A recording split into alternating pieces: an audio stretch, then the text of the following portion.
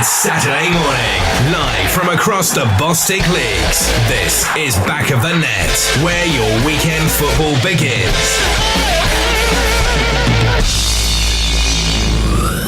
So very good morning to you and welcome to our show. It's FA Cup 4th round qualifying today and we're at the home of Haringey Borough as they take on Haybridge Swifts. One of these teams will be making their way into the first round proper. Exciting day of football ahead, and we're delighted that we've got Tom Loizu, the manager of Haringey Borough, and Daniel Astradou, the club captain, with us live on the show this morning.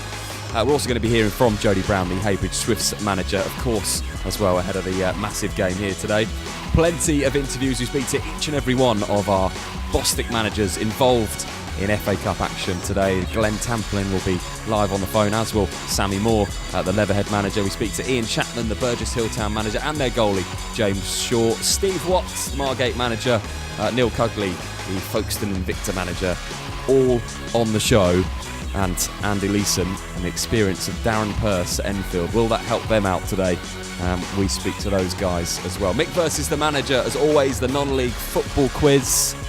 And we also speak to caretaker manager of Kingstonian, Kim Harris, live a little bit later on. Plenty for you to get involved in today on the show on this FA Cup day. And of course, you can get your thoughts into us, official BOTN, across social media. Anything FA Cup, anything Bostik, and of course, encourage you to join in with our quiz and Mick versus the manager as well. It's going to be a biggie today.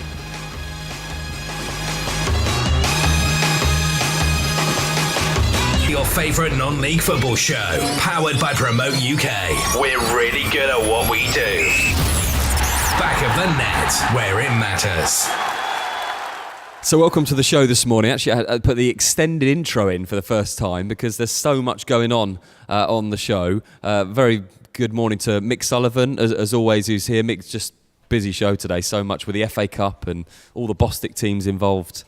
Proper club, this club. It's so down to earth, the market going on out there, and it's buzzing around this place, so I'm really looking forward to the game as well. And Tom Loizu, the manager of Haringey Borough, joins us. Tom, such an exciting day for you. Yeah, good morning. It's an exciting morning for us, day for us. You won't believe the interest we've had for this game. We've just got to keep our nerve today. And we're delighted to say as well that Daniel Astradou, the club captain, is with us as well for a player. I mean, it doesn't get any better than this with a first round proper prize today. Yeah, I mean, it's a big step this club hopefully will be taking today in getting into the first round proper, considering where we've come from. Just to clarify one thing, obviously I'm vice captain. I can't take that credit for captain. That'll be Dean Fenton. I'll be getting jibbed if I didn't say that. So, but no, it's an exciting day, and hopefully we can do the club proud. Now you've, I'm sure, bored of answering the questions about today and how big it is. And I spoke to you when we came in and just said, just got to try and enjoy it first and foremost. But what's the preparation been like this week? Well, we trained Tuesday because we never had a game. Trained Thursday. Done all our organisational work. The dressing room's ready for the kick-off. We're trying not to change too many things. Things have gone well for us in the past, so we're going to keep things simple today. And Mick, you've been in this position last season for a club vying for a FA Cup first round proper place. It's a bit of a special cup final today. Well, this is the game in my eyes. It was for myself and Hayden last year. The cup final, all the live stuff that's going to go on BBC for the draw for the next round, and all the exposure that comes with it. There's going to be a bit of nerves. I'm sure Tom's a little bit nervous. The same as is it Jamie, the Haybridge? I'm sure you both got a bit of nerves behind the scene, because I was a little bit nervous, no doubt about it. So much at stake. Yeah, the nerves are starting to kick in. I thought I'd be calm on the day, but everybody phoning you up and texting you and wishing you well. That's all the other added pressure. The pressure's normal what you put on yourself, but it's all the other bits and pieces. And I'm sure by the time we kick off, I'll have a few more butterflies. And another question that I'm sure you've been asked a fair few times, but the fact that you're playing Haybridge today, does that help or hinder you? I think it hinders us. I would rather play someone outside our division. possibly someone at a higher level. We seem to get things together when we play teams at a higher level. I'm a little bit worried about today's game. I've got to tell you the truth. I just wish it was somebody else, basically. I think, unfortunately, Tom, when we played this game last year against Ebbsfleet, we were 1-0 down after 5 minutes, and the nerves really got to the players very, very early in the game. They settled after about 20 because they kept it to 1-0. So I'm sure both teams are going to be a little bit nervy. And what do you think? How are you going to calm these boys down before they walk out on that pitch? Well, they're over. Our players are very confident players, and we've got to try and find a way of keeping them grounded. They've got to understand today how important this game is for this football club, and we will do whatever it takes, myself and my coaching staff, to keep them grounded. And you mentioned the preparations in the week, but when you get out there today, it's there's not a lot you can do. You're trusting your players, and hopefully the managers have said all week, just dealing with the occasion, just enjoying it, trying to enjoy it. I don't think there's such a thing as enjoying it as a manager, or really a player as well. I've always told my players, work hard and then enjoy after the 90 minutes. It's going to be a difficult day for us and the players. I just hope with a little bit of luck we get through the day. And it's fantastic, Mick, for us, obviously, with two Bostik clubs covering the Bostik leagues. We're going to get two clubs for definite today into the first round proper. I think the interesting thing is they're both bang on form. I think you've lost one game and you put a sort of second string side out that night, did you? Or? Yeah, we tried to give everybody a game against Wingate.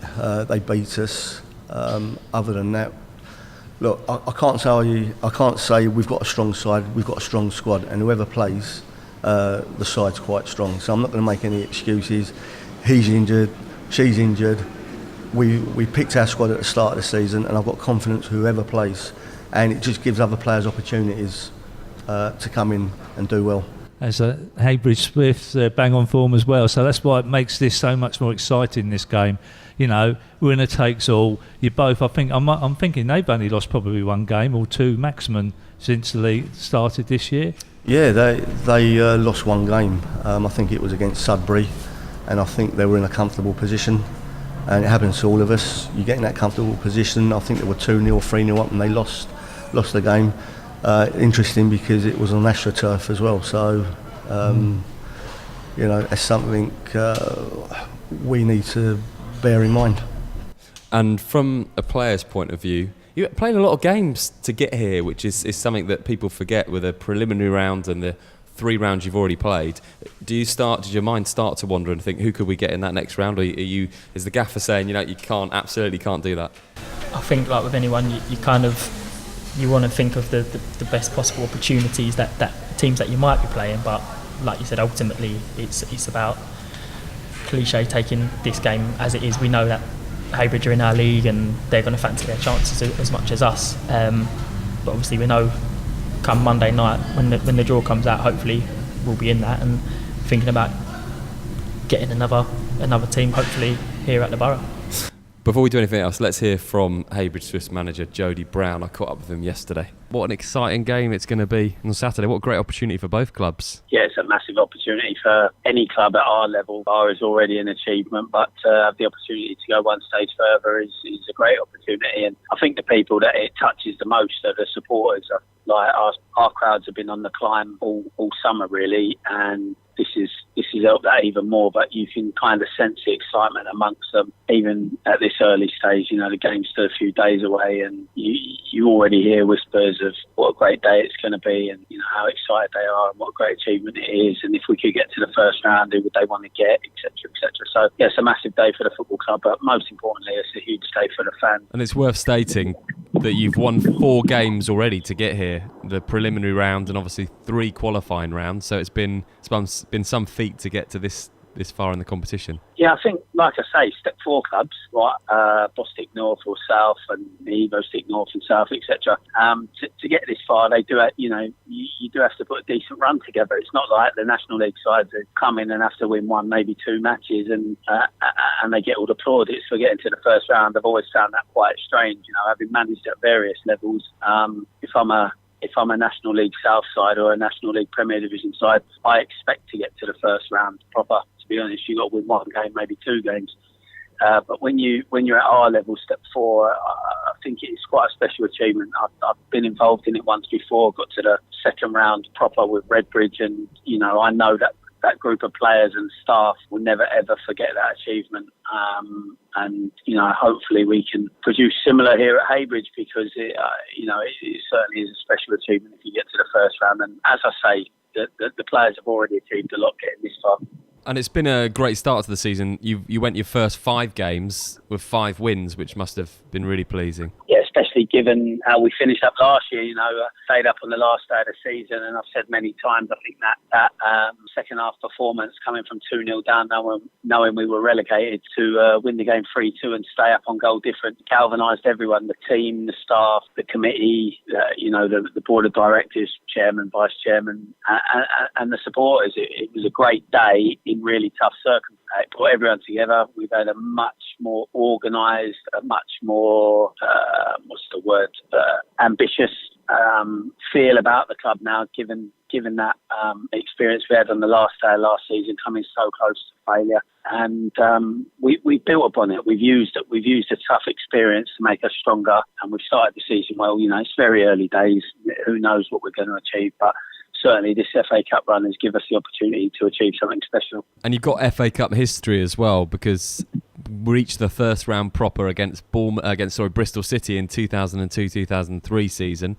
So there's something to go by there. It wasn't that long ago. Yeah, the club's got a really proud history. I can't take any credit for that, but they've reached the first round proper 3 times, and some big names in there. They actually played Bristol City the last time, but before that they played Bournemouth and Barnet. So they've had some proud runs in the competition already. At the time, the club were higher in the pyramid than what we are now, which not detracting from those achievements, because they're great achievements, but I think it makes it even more special when you're down as low as Step 4 like we are now. But yeah, it's not something that the older supporters in the club are unaccustomed to. They've experienced Haybridge being in first round properties before. So, but we have got to remember it's still the 4th round qualifier, and it's an extremely tough tie.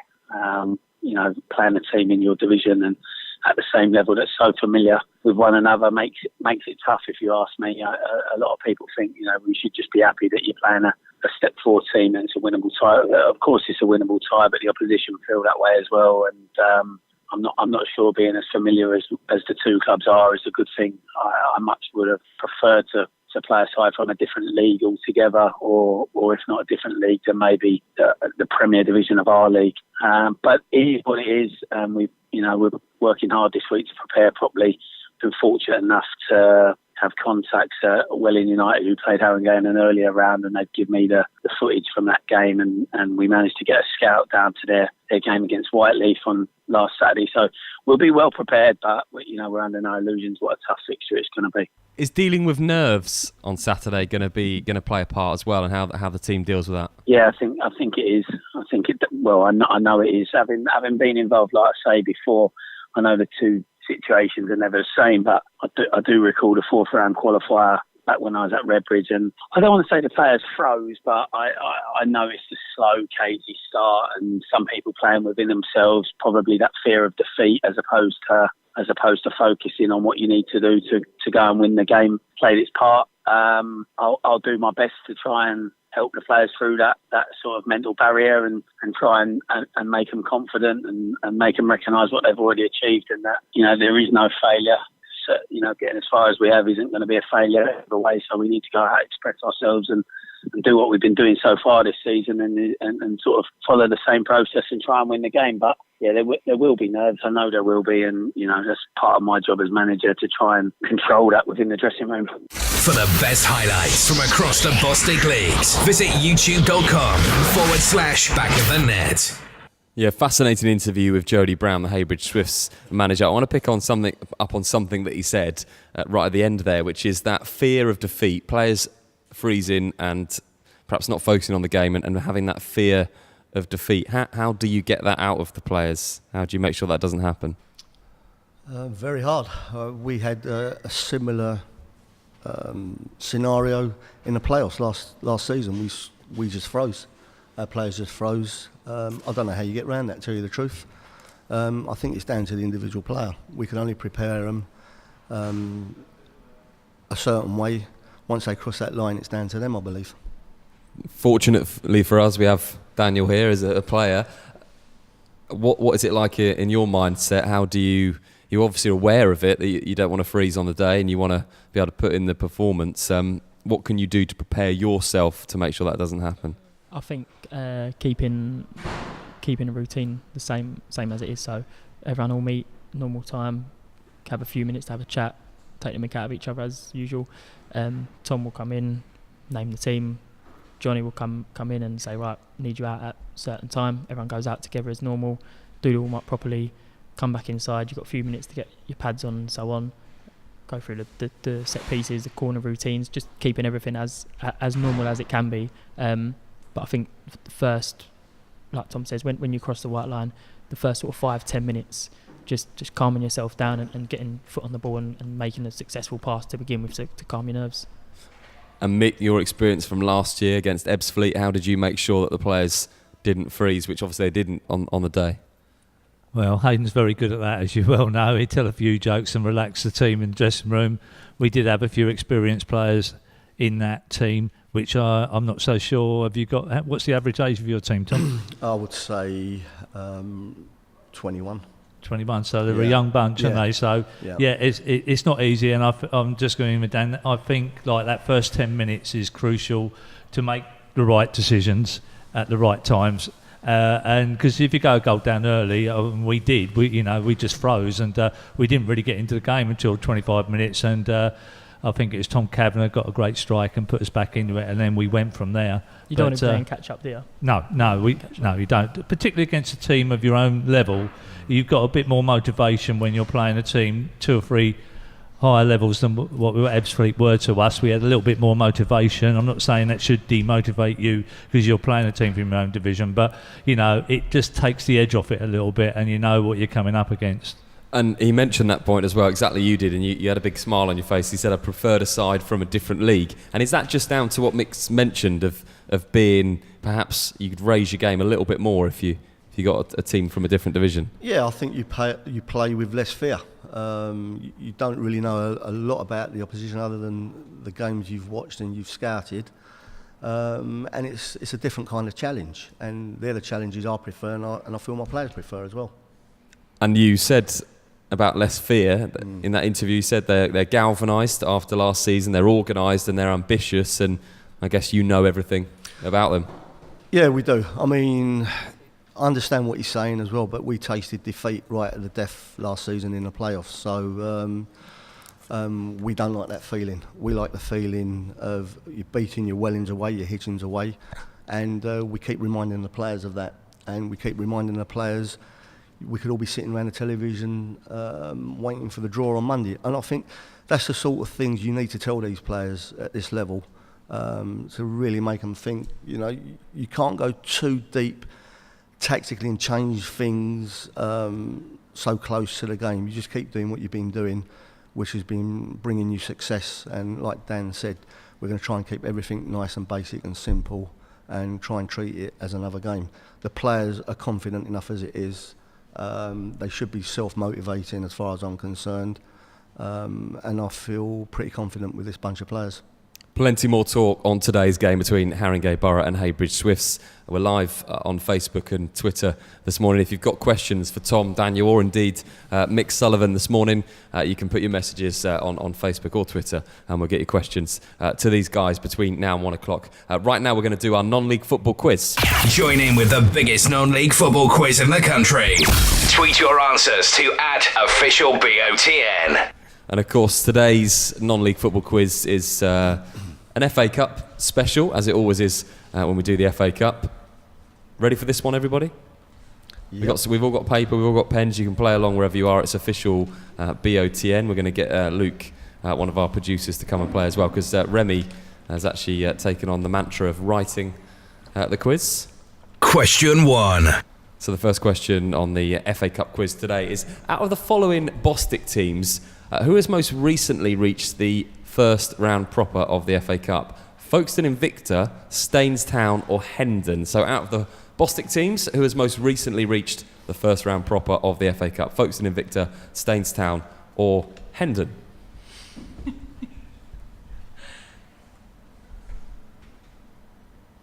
Question 2. Hopefully you've all got an answer. Since the FA Cup began, there's been 5 main sponsors. Can you name them? And we'll give you a point for each one. So since the FA Cup has began, there's been 5 main sponsors. Can you name them? And you get a point for each one. Official BOTN on social media. And you can leave your comments if you're watching on Facebook or Twitter. Can you name the 5 sponsors? Obviously, I've got the answers to this, but it did take me a while before I read the answers of thinking whose these might be. So since the FA Cup began, 5 main sponsors. Can you name them? And you can, of course, come back to that one. Question 3. Herne Bay, Faversham Town and Barking all won their preliminary fixtures this year. However, which team scored the most goals? So that's Herne Bay, Faversham Town and Barking all won their preliminary fixtures this year. However, which team scored the most goals? Stab in the dark with that one.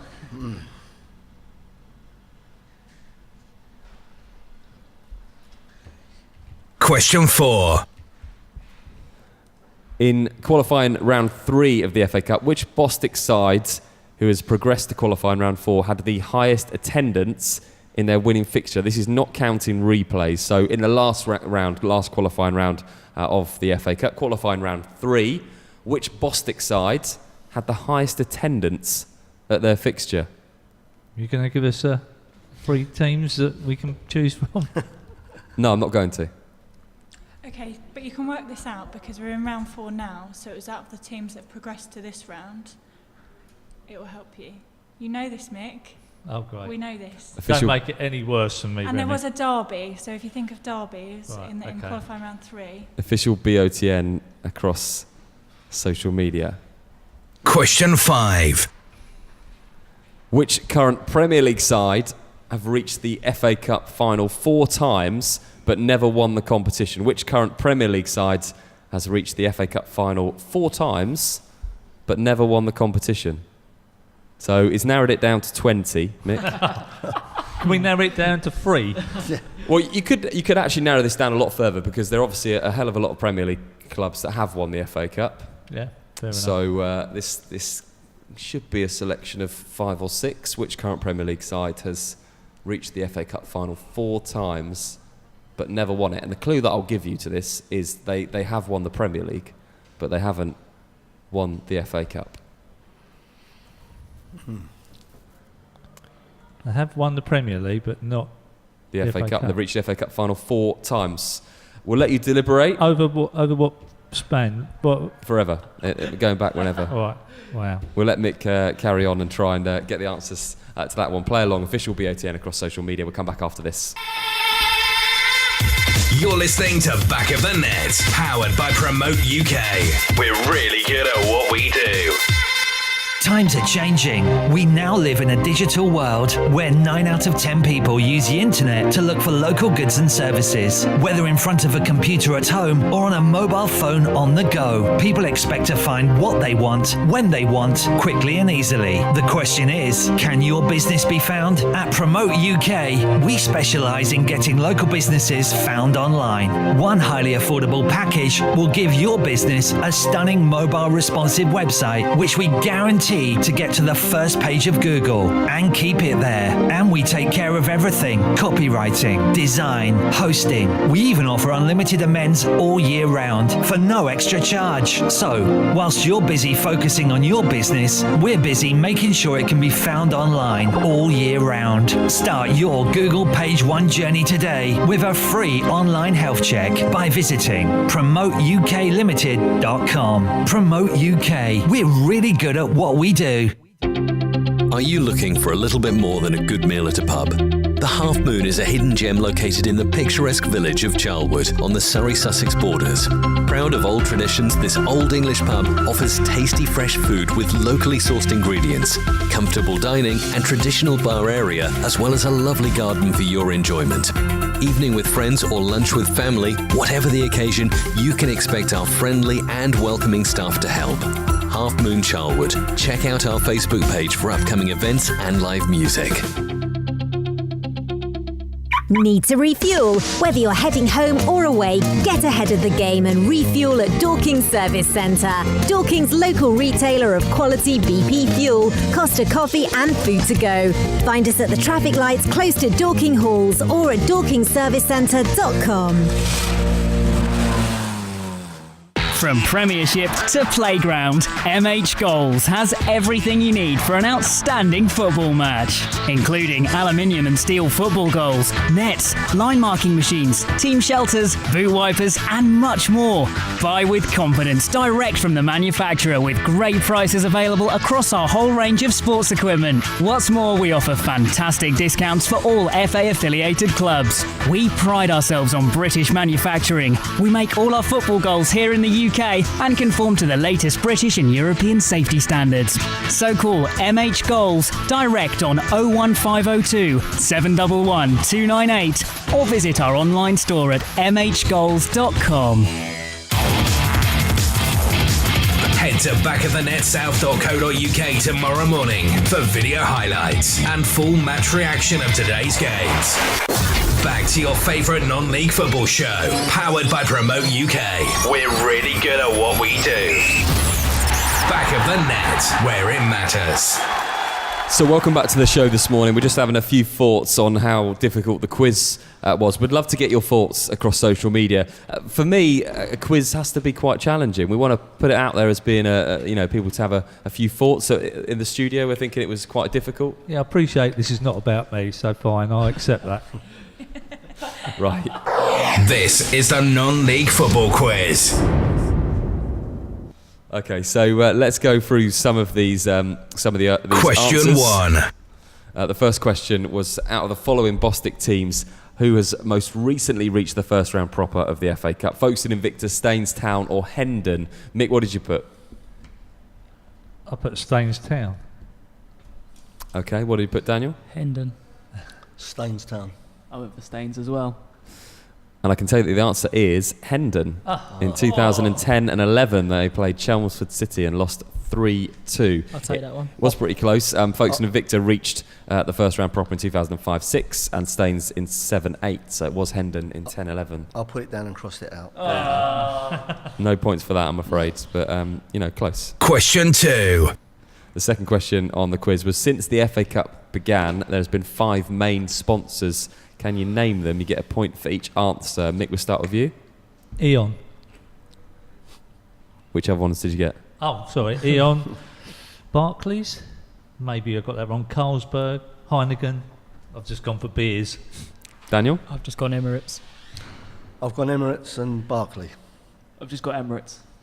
Okay, the 5 that you could have had were AXA, Eon, Budweiser, Emirates and Littlewoods Pools. They were the 5 sponsors. And it's when you hear them, you think, yeah, I didn't know that. None of those for me. Okay, so Littlewoods Pools, AXA, Eon, Budweiser and Emirates were the 5 sponsors since it began having a sponsor. Then those were the ones we were looking for. We'll get the scores very shortly. Question 4. Fourth question in the quiz today was: in qualifying round 3 of the FA Cup, which Bostik side, who has progressed to qualifying round 4, had the highest attendance in their winning fixture, not counting replays? The clue was That's here. question 4, Ben. we're on question Are we on question 3? Yeah. All right, we'll go back. We'll go back to question. Did we just say question 4 on the jingle? Have I got that completely wrong? Question 3. Let's go back to question 3. Herne Bay, Faversham Town, and Barking all won their preliminary fixtures this year. However, which team scored the most goals? So Herne Bay, Faversham Town, and Barking all won their preliminary fixtures this year. However, which team scored the most goals? Mick. I plumb for Herne Bay because they probably could score a lot of goals. I've gone the same, Herne Bay. I've gone for Barking. I've guessed Barking. I think you're right, Barking there. The answer was Barking. Yeah, Barking scored 3. So Barking. No, they scored 4. So they scored 4. 4 goals for Barking. We did all right in that one. Question 3. Okay, so they were the wrong way round. I did. Do you know what? I did think that the jingle said question 4. I wasn't going mad. That's fine. This is question 4. In qualifying round 3 of the FA Cup, which Bostik side who progressed to qualifying round 4 today had the highest attendance in their winning fixture, not counting replays? Mick? Margate. Daniel, what did you go for? I went Enfield. Margate. For me, it was between Margate and Billericay, and I went for Billericay. Yeah, so if we would have counted replays, Remy, it would have been Billericay. But we don't count replays, so it was Margate. No, I thought we did. So Mick, so Luke, you thought we did it, but the question clearly said not counting replays. So in the first round at Hungerford, there was a crowd attendance of 507, but at Billericay, where they won 6-1, it was 1,024. Wow. At the game we were at, it was 1,009. So there's not much in it, but Margate, in the first, before it went to replay, they had the biggest crowd attendance, but by a large margin compared to the other crowds. Hold on to Mick. Question 5. And we're most definitely on the last question in the quiz, and it was which current Premier League side have reached the FA Cup final 4 times but never won the competition? Mick? Just plumb for Liverpool. I did have Blackburn, but then I realised they're not in the Prem, so I'm going to go Leicester. I put 2 here. I'm going to have to go with my first choice, and that would be Burnley. I went for Man City. Okay, can I? There's something that I want to just bring up here, especially for Mick. So, which current Premier League side have reached the FA Cup final 4 times but never won the competition? So, Mick, you're telling me that you think that Liverpool have never won the FA Cup? I misheard that. Okay. And also, Luke, you're telling us that Manchester City have never won the FA Cup. I remember they lost to Wigan a few years ago. I think I'm going to call it a day. That's one of the 4. Yours wasn't quite as bad as... Thank you. Just pick on me. Yeah. No, to be fair, they're both quite as bad as each other, but never mind. It was, in fact, Leicester City. 1949, 1961, 63 and 69. They got to the final of the competition. And I think that clue... with which who won the league maybe helped you out a little bit, but well done. So, Remy, what were the final scores in the quiz? Okay, so we've got 2 joint scores. So Mick and Luke did as bad as each other, and Tom and Dan did as good as each other. So 3 out of 5 for Tom and Dan. Let's hope that continues today. Yep. Excellent. We always enjoy the quiz and today FA Cup special as well. We've got plenty to talk to you guys about and plenty more to come on the show. As you mentioned, we speak to each and every one of the managers of the Bostik teams that are involved in FA Cup action today. Andy Leeson and Darren Pearce, who was on the bench in an FA Cup final. The Enfield manager and skipper will be coming on to talk to us very shortly. We'll also hear from Leatherhead manager Sammy Moore. They go up against Margate today in a fascinating one of the other all Bostik tie today. One of those sides progressing to the first round proper. Ian Chapman, the Burgess Hill Town manager, and James Shaw, their goalkeeper, speak to us ahead of their huge tie against Dartford, who are top of the division. And we speak to Steve Watt, the Margate manager, and Neil Cugley, the Folkestone Invicta manager, ahead of all of their FA Cup ties. But before we do any of that, we're going to go live to the phone lines. We're going to speak to Glenn Tamplin, the Billericay Town manager, who's on the line for us now. Very good morning to you, Glenn. Yes, good morning. How are you? Yeah, very well, thank you. Such an exciting day for everybody involved in FA Cup action. But for you, being with the ambitions you've got this season and where you are in the league, how important is the FA Cup to you this season? It's very, very important to us. It's extremely important. The club's history, which goes back to the 1880s, the furthest we've got is round 1, proper round 1, the next round. So I'd like to create history, certainly by going to there and beyond. It's very important, but at the same time, it's not the be-all and end-all. I mean, we're up in Brackley now. We're facing a very, very tough side, a very good side. I think they're 4th in the league above, and we know we've got our work cut out. But we just got to come and give a good account of ourselves and make sure it means enough to us on the pitch as it does to people off the pitch. Already a lot of games for you, a couple of replays you've had to come through, so you're well invested into the competition. Yeah, absolutely. I mean, this is our 4th tie. It's our 3rd away draw. So we certainly haven't had it easy. We've had two teams levels above us. So we're certainly not getting it easy at the moment, that's for sure. But we're still in it. Hopefully we'll be in the hat Monday morning. Listen, I'll be delighted to come back from here with a draw today. That's the honest truth. But we're going to give it our all and we're going to give it a go. And we're going to try and win. We're not going to play for a draw. We're going to try and win. But, yeah, we're going to give it our all for sure. And we've been having an interesting debate this morning because we're at an all-Bostik tie and there's another all-Bostik tie in Leatherhead and Margate. To what managers would prefer? Do you know the better the devil you know, or is it nice to go somewhere a little bit different? No, I mean, listen, Leatherhead, fantastic side. We had a very tight victory with them 1-0 this season. Margate, fantastic side. I haven't played them yet, but obviously a great side, great pedigree. I'm not saying I'd rather play them two for any other reason, and they're in my league and I know them. So I would certainly rather be playing with someone in my league than I would a level above that's 4th in the league and a very physical, strong side. So I'd rather be Margate or Leatherhead right now for sure. And you today, is it a case of using the whole squad, or is it strongest 11 out no matter what for the FA Cup? Well, to be honest, we have 2 players, Jake Robinson and Leo Chambers, that are definitely are in the strongest 11, but we're not playing them today because they've been out. Although they're fully fit now, they've been out, and the rule with us is it's not about your ability technically. It's about the heart, how big your heart is, what you do in the game before, and how you perform. And the boys that done very well in the game before, they have to start today. I have to be a man of my word. So it's been very difficult. It's been an internal fight for me because there's a couple of players I want to put back in. So on paper, I've got the strongest 11. But I can't do that. I make these boys promises, and I have to live by my word. And Glenn, we spoke to you a few weeks ago when we came to visit you in the Leatherhead game, and it was, it's a bit further on in the season now. You're pleased with obviously the progress and coming through a few difficult challenges already in the league. You seem to be going all out, and it's going well.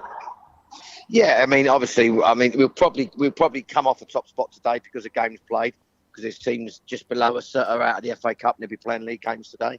But if we win our games in hand, it gives us a 7-point advantage on Dulwich, gives us a 10 to 12-point advantage on 3rd and 4th places.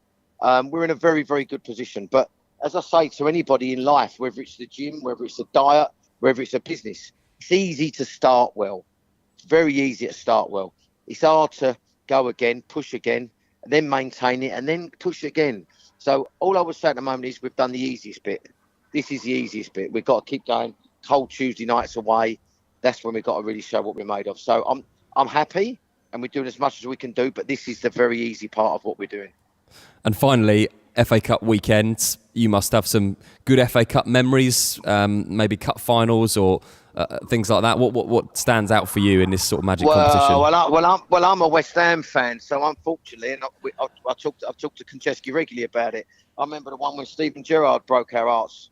So I don't have fond memories of being at Wembley watching the FA Cup final because when we lost to Liverpool. But listen, it was great to get there as a West Ham fan, and it'd be lovely to get there again as a West Ham fan. But even better to get to Wembley in the FA Trophy or the FA Cup as a Billericay owner. That'd be fantastic. But I have great memories as a West Ham fan. But also with that, obviously, it was although it was a great day, it was a shame to be so close to winning it and getting done at the last minute with his equaliser before extra time.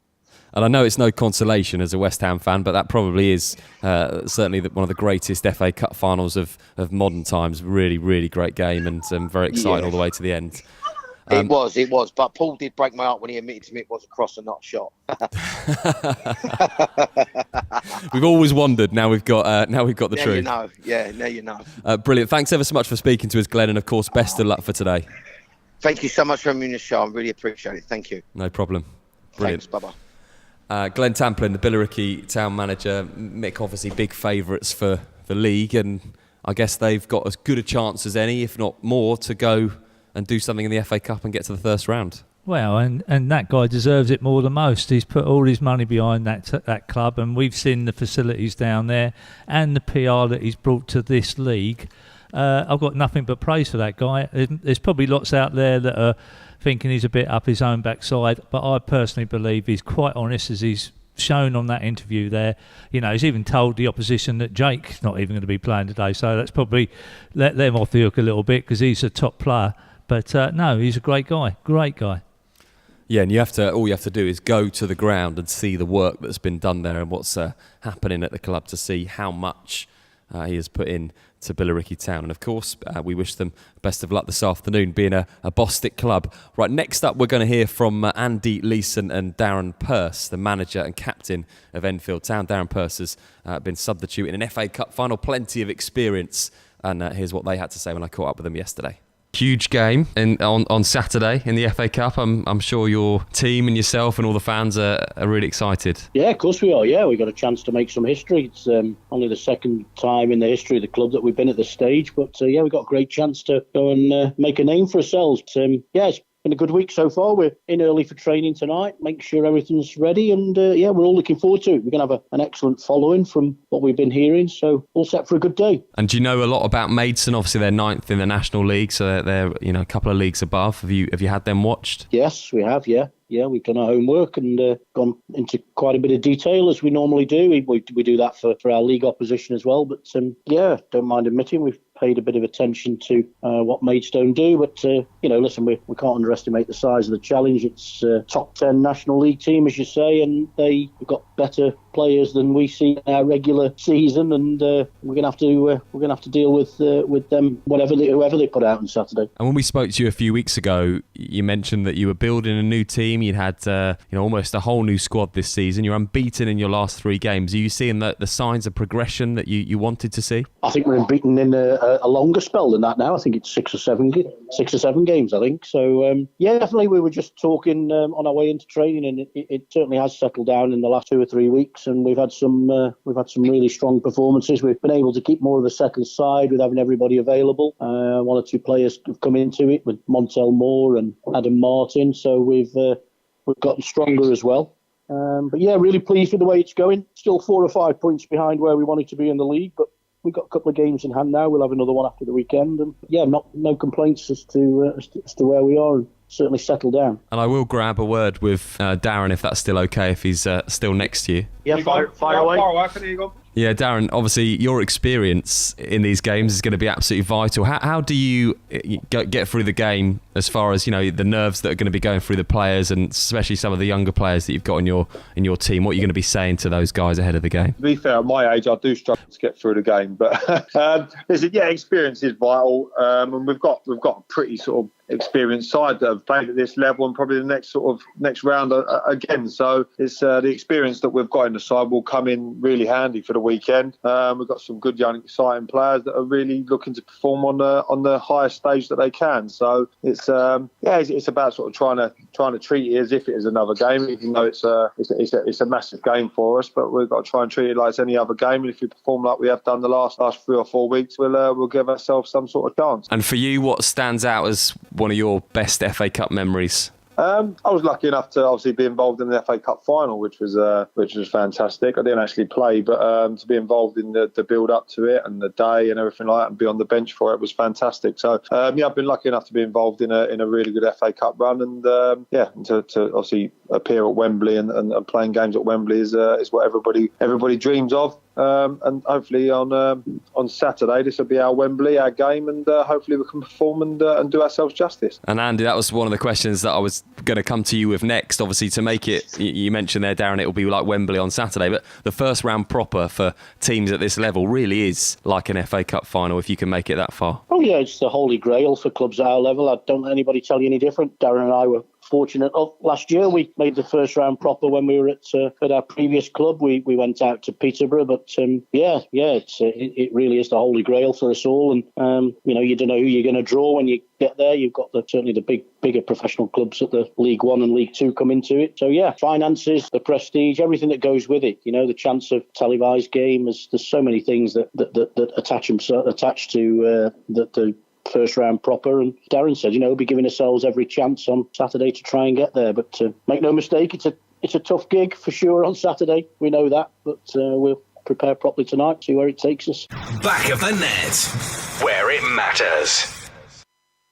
They've got a tough task up against Maidstone today. It's going to be a toughie. Although we keep going back to it, this time last year, you had a toughie as well, and you got through it. Well, it's a similar type of thing, isn't it, really? We were playing Ebbsfleet, which is pretty much the same sort of level as what Maidstone are. It can be done. They are away, I must admit, and it is on a 4G pitch, which might not help. But we've met Andy Leeson, and he's a character, isn't he? He's a good old Yorkshire character. And obviously, getting an ex-professional as leading the charge from the defence angle, who knows? It's on the day, as I see it, on the day, particularly that. I'd love to see a shock there, because he has turned that club around, Andy, since he's gone in there.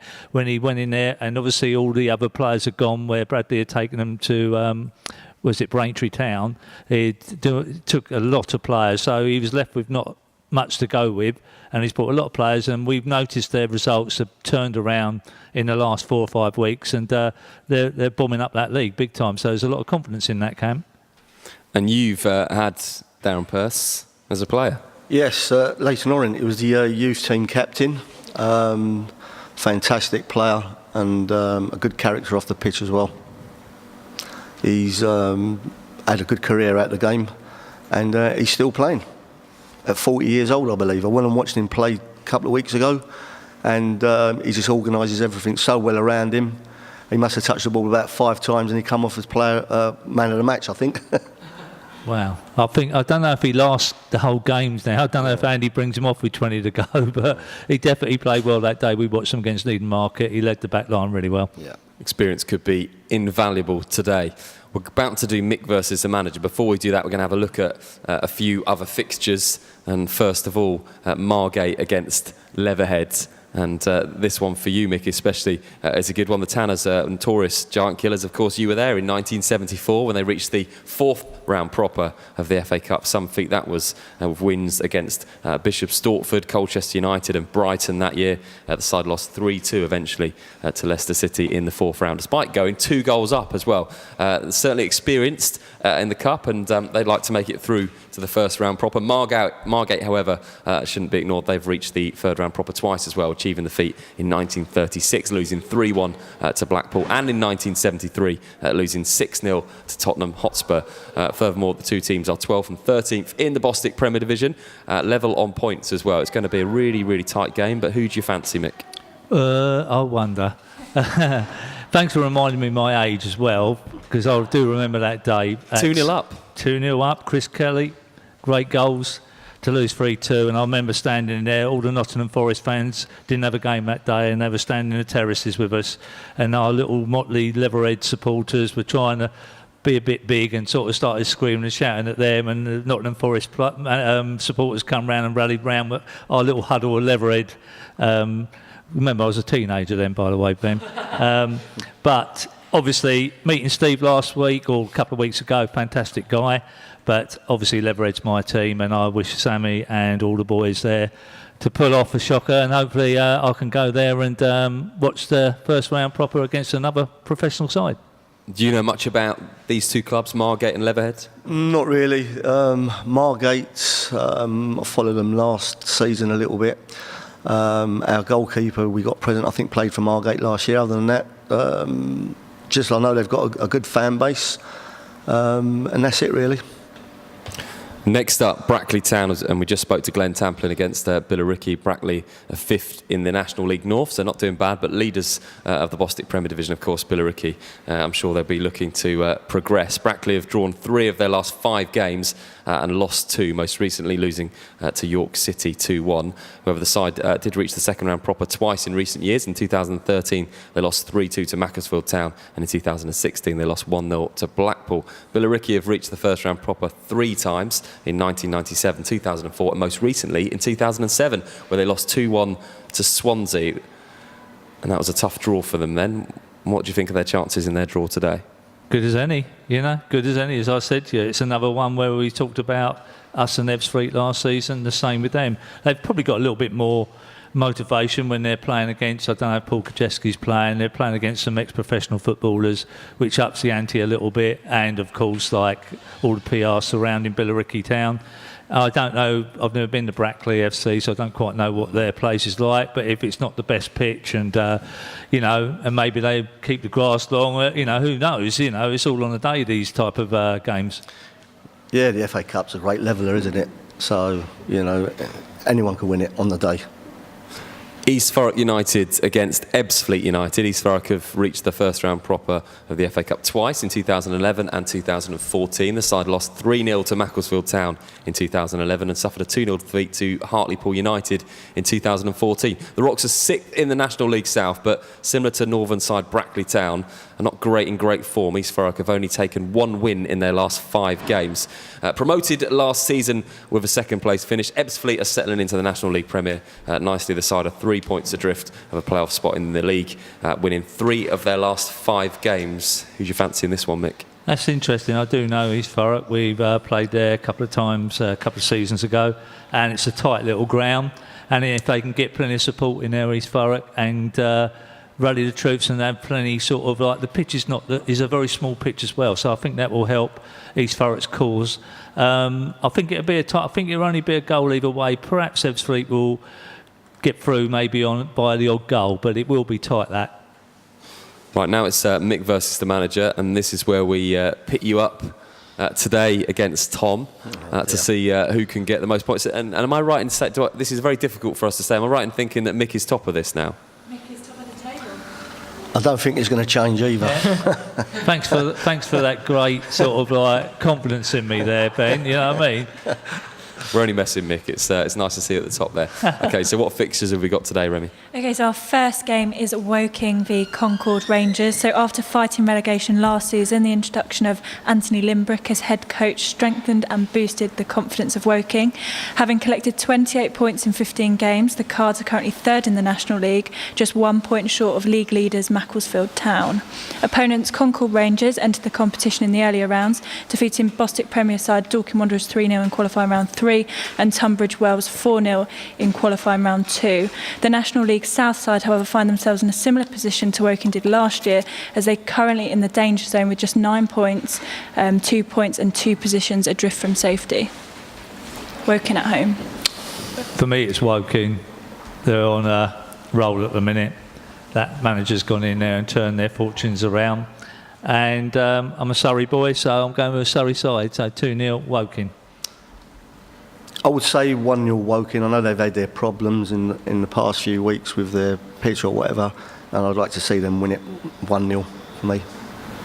Okay, our next game is Burgess Hill Town versus Dartford. So Burgess Hill Town progressed to qualifying round 4 after a 90th minute winner by Cheikh Touré at Leylands Park, in which Wilson exited the competition. Despite being able to overcome National League South opposition though in the FA Cup, in their most recent league fixture they endured a 5-0 beating to Lowestoft Town. Their recent run of form has alternated between winning and losing, so off the back of a league defeat, could it be cup set for Dartford? In qualifying round 3, Dartford were in pole position of the National League South and emphatically put 6 past Bostik Premier side Needham Market. They still remain the in-form side in their division with 7 wins in their last 10, currently positioning 4th, just 2 points short of league leaders Braintree Town. I don't know how to predict this because obviously we took in Burgess Hill, 5-0 winners against Kingstonian a couple of weeks ago, and they were well beaters. Then the very next game, or 2 games later, they lose 5-0 to Lowestoft. So they're so up and down. I mean, I feel for Chappers there. I obviously know him quite well. I'd love him. I really would love him to turn Dartford over, particularly because they played them, I think, a couple of times early in the FA Cup, a couple of seasons ago. I just think with Dartford on a roll again in their own league, I think they will nick it. It will be tough because it is at Burgess Hill's ground. I think it might be 2-1 Dartford. I don't know too much about either of them, so I'm not going to disrespect one or the other. So I'll go for a draw, sitting on the fence, 1-1. 1-1. That's what I should have done, really. I know Chap as well, but I want to win this. You need to maintain top spot. Yes, There's pressure on exactly. you now, Mike. Okay, our next game is Maidstone United versus Enfield Town. Maidstone United are currently 9th in the National League, level with 8th place Aldershot Town, and just 1 point adrift from a playoff position. However, in their last 2 league fixtures, they have dropped points after a 3-3 draw with Aldershot and succumbing a 4-0 defeat to Torquay United to give them the first win in 10. As for their Bostik Premier opponents, Enfield entered the competition 3 rounds ago and have secured victories against Phoenix Sports, Hanwell Town and Harrow Borough. In the league, Town currently position mid-table, which after a summer of rebuilding is a decent effort, and they remain unbeaten in 3. Well, the obvious one should be Maidstone because they're playing at home on their 4G pitch, and that should be an advantage in itself. But obviously, Andy Lees comes across to me as a gritty old wily character, and having Darren Purse there at the back, I fancy they could get a draw out of that and take them back their place. So I want to go 1-1. Tough game. I don't want to go against Enfield Town or Darren Purse. I think I'm going to have to go with you, with the draw there. But I'll go 2-2. 2-2. Okay, and our final game is Slough Town versus Folkestone in Victor. So Slough Town reached qualifying round 4 after defeating Berkhamsted, Dulwich Hamlet and Poole Town. The Rebels are also flying in the league after collecting 24 points out of a possible 30, and they positioned second in the Evo Stick. Midweek, they were also 4-0 down after 19 minutes and won their game 5-4. I don't know if anyone was keeping an eye on that, but it's not in my script, but it's just in my mind. Folkestone progressed after defeating Aylesbury United, Tooting and Mitcham and Greenwich Borough. In the league, after 3 consecutive wins, they have succumbed back-to-back defeats to Merstham and Met Police. Forward Adam Youssef finds himself in the Bostik top scorers table, scoring 5 of his side's 13 goals, which levels him with Leatherhead's Jack Midson and Billericay Town's Billy Bricknell. Again, knowing both management teams, very difficult for me. You've picked some awkward ties for me. I love an awkward tie. Yeah, and obviously I know Neil and John well at Slough, and obviously Neil at Folkestone, and we're Bostik people, aren't we? You know, I should be going, but you know, I'm sorry, Neil Gudley. I want to try and win it. I fancy Slough at home with their fantastic support, and I'm sure Folkestone will bring a few to the equation. But I just think their home form and. Obviously, Folkestone have lost their last couple of games. It just took the eye off it a little bit. I just fancy probably 3-1 Slough. Okay. I'm going to go 1-0 Folkestone. Oh. I think he's the longest-serving manager, isn't he? Folkestone manager, and I think he knows what he's doing. And I wish him all the best. I think they will win the tie. Well, I hope that as well, but. Sorry, but I know both parties. It's awkward for me. Okay, that's it. Locked in. Mick versus the manager, locked in for this week. Official BOTN if you want to let us know how you think those games are going to go. We'll get you into the leaderboard. OK, we're going to go back to the FA Cup once more and speak to Sammy Moore, the Leatherhead manager, live on the phone right now. Very good morning to you, Sammy. Just about good morning. Morning. We've been talking so much about all of the FA Cup ties, especially that tie you've got today against Margate. The first question I'm going to ask you is one that's gone around today already, is would you prefer to have a team that you know all about in your league, or are you a little bit annoyed that you didn't perhaps go somewhere different? No, listen, the draw is the draw. I think it's a variable, winnable game. We could have drawn out the likes of Dover, Tranmere, Eastleigh. So listen, we're happy with the draw. We had a few players missing when we played them at home. So, we're going to go there and give it a go. It's a massive game for the club. 12 years since they've been into the first round. So we'll make sure that we leave nothing left on the pitch. And we're going there to win the game. It's going to be difficult. They're a very good side, a lot of experience. We've played higher, but looking at our side today, we've got Football League experience. So hopefully, that should stand us in good stead. But we're going to give it a go, and hopefully we can get a result.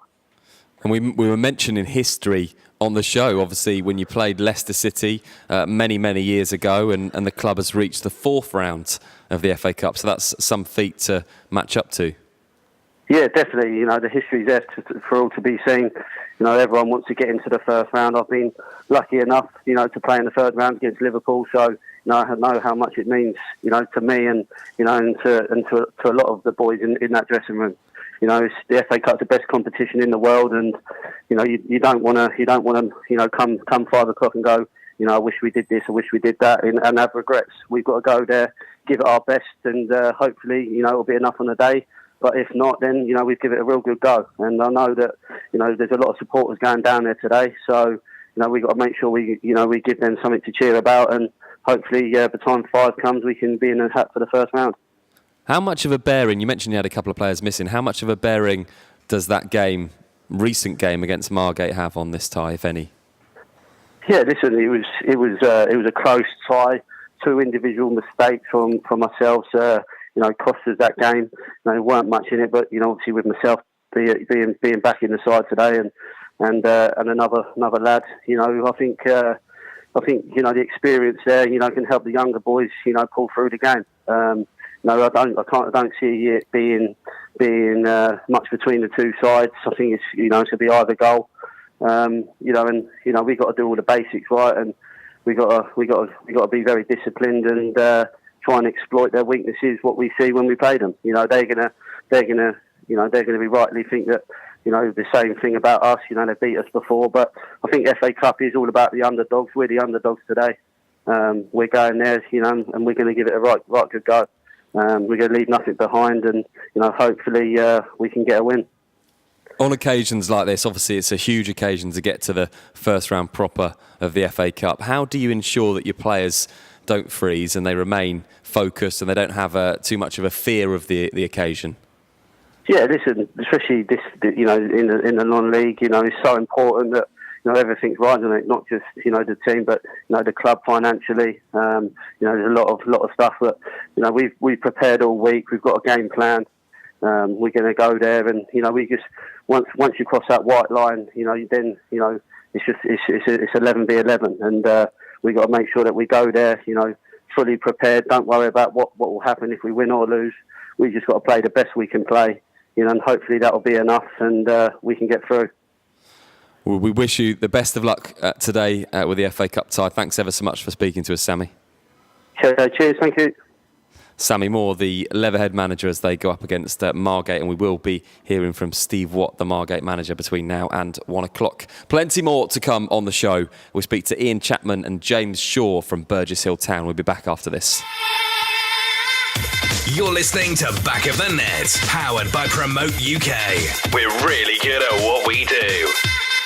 Times are changing. We now live in a digital world where 9 out of 10 people use the internet to look for local goods and services. Whether in front of a computer at home or on a mobile phone on the go, people expect to find what they want, when they want, quickly and easily. The question is, can your business be found? At Promote UK, we specialise in getting local businesses found online. One highly affordable package will give your business a stunning mobile responsive website, which we guarantee to get to the first page of Google and keep it there. And we take care of everything: copywriting, design, hosting. We even offer unlimited amends all year round for no extra charge. So, whilst you're busy focusing on your business, we're busy making sure it can be found online all year round. Start your Google Page One journey today with a free online health check by visiting PromoteUKLimited.com. Promote UK. We're really good at what we do. Are you looking for a little bit more than a good meal at a pub? The Half Moon is a hidden gem located in the picturesque village of Charlwood on the Surrey-Sussex borders. Proud of old traditions, this old English pub offers tasty fresh food with locally sourced ingredients, comfortable dining and traditional bar area, as well as a lovely garden for your enjoyment. Evening with friends or lunch with family, whatever the occasion, you can expect our friendly and welcoming staff to help. Half Moon Charlwood. Check out our Facebook page for upcoming events and live music. Need to refuel? Whether you're heading home or away, get ahead of the game and refuel at Dorking's Service Centre. Dorking's local retailer of quality BP fuel, Costa coffee and food to go. Find us at the traffic lights close to Dorking Halls or at dorkingservicecentre.com. From Premiership to Playground, MH Goals has everything you need for an outstanding football match, including aluminium and steel football goals, nets, line marking machines, team shelters, boot wipers, and much more.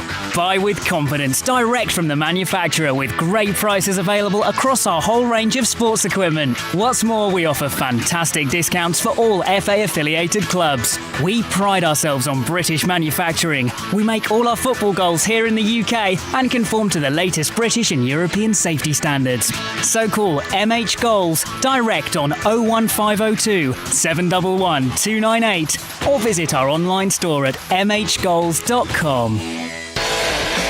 Back of the Net, the official partner of the Bostik Leagues. Join us from 2:30 for live coverage from today's game. Back of the Net, where it matters. Back to your favourite non-league football show, powered by Promote UK. We're really good at what we do. Back of the Net, where it matters. So very good afternoon to you. Welcome back to the show today. Plenty to come between now and 1 o'clock this afternoon. We're live from Haringey Borough as they take on Haybridge Swifts in this all Bostik FA Cup 4th round qualifying tie. The chairman of the league, Nick Robinson, has joined us. Very good afternoon to you, Nick. Afternoon all. And we'll chat to you in a moment about what's going to happen today. It's such an exciting time. We've got an award as well for you, Tom. But before we do that, Mick's going to do his 6 questions because he's been dying to do this all morning. He's got 6 quick-fire questions for you. So, Mick, take it away. Laziest player in your squad? Joe Benjamin. Best player you've ever managed or played with? I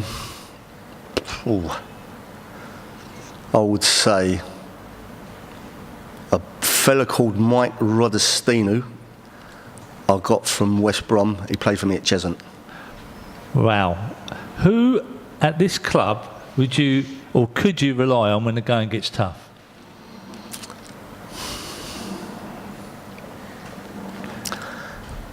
I would like to say all of them. Safety. Safety. We'll go with all of them. I appreciate that. Your most talented player? Anthony McDonald. The dressing room leader? Joe Benjamin. Wow. What do you like to do away from football? I play the saxophone occasionally and a little bit of clay pigeon shooting when I get the time. I'm always here though. Do you play along to George Benson, which I love there earlier? I do actually. Right. I'm here during the day. I lock all the doors, bring all the shutters down, and brilliant. I'm not that good. I was going to say, if we end up coming back here, and hopefully, if you get through today and we end up coming back, that's going to happen. Yeah. Saxophone's going to come in. If we'd have known, that would have been on the show today. Yeah, well. Thanks, Mick, for your 6 questions. Some good ones in there. Right, before you go, Tom and Daniel, we've obviously got an award that Nick's going to present to you for the performance of the month for September, and it was for your FA Cup 2nd round qualifying victory over Welling. That's it. Very good performance. We're very pleased to give you the award for Bostik North for this month. Thank you. Let me pass that over. Thank you, Nick. Just a big fan.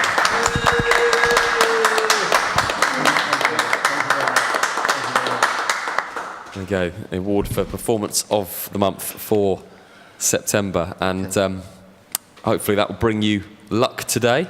in the FA Cup fourth round qualifying. Listen, thank you ever so much for joining us, Tom, and Daniel as well. Wish you all the best of luck for the game this afternoon. We're really looking forward to it, and we'll let you go off now and do your preparations. Thanks. Thanks for joining us. As we mentioned, plenty more to come on the show today as we hear from each and every one of the managers across the Bostik leagues taking on FA Cup ties today.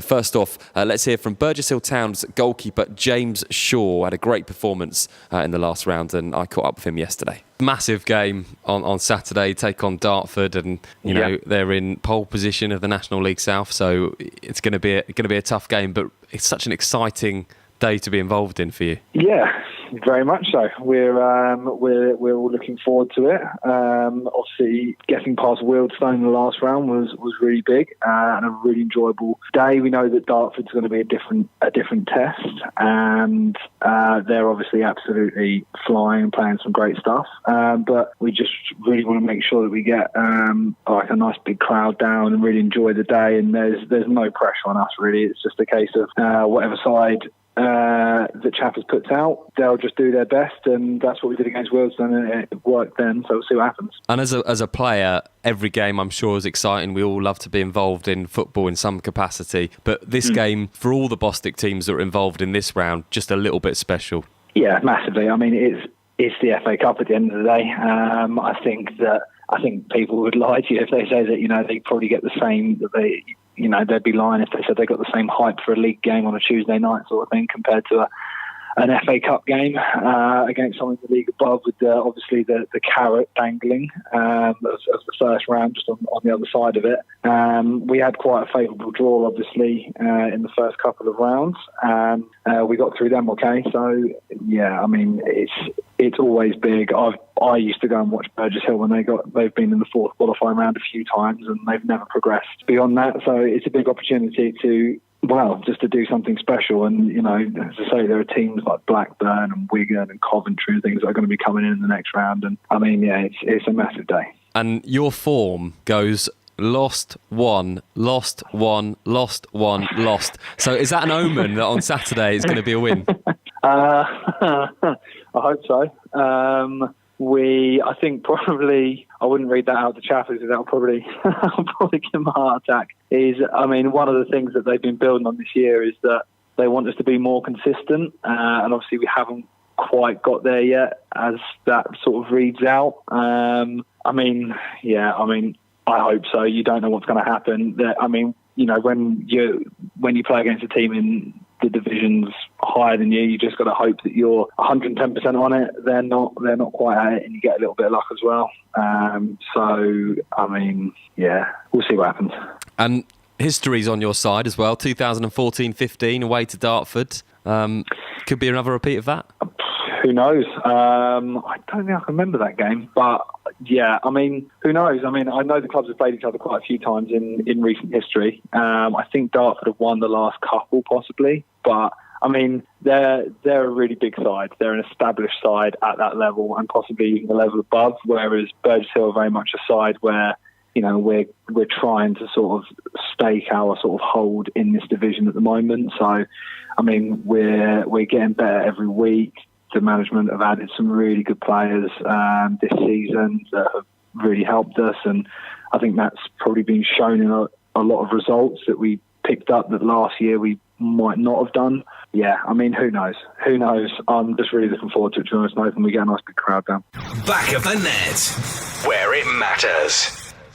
Yeah, it was James Shaw, the Burgess Hill Town goalkeeper, ahead of their tie against Dartford. We'll hear from Ian Chapman very shortly. As we mentioned, Nick Robertson's joined us, and Mick's here as well.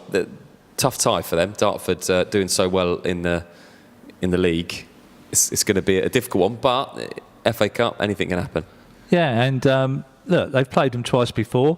They know what they're going to come across. I think they were both close games as well. And I think Chappers, in one of them, thought that maybe they should have won it. But, it's never an easy place to go to Burgess Hill. It's a slightly undulating sort of slope downwards, and there'll be plenty of sort of Burgess Hill supporters come out of the closet for today. And hopefully that just might rally them through and they nick a win.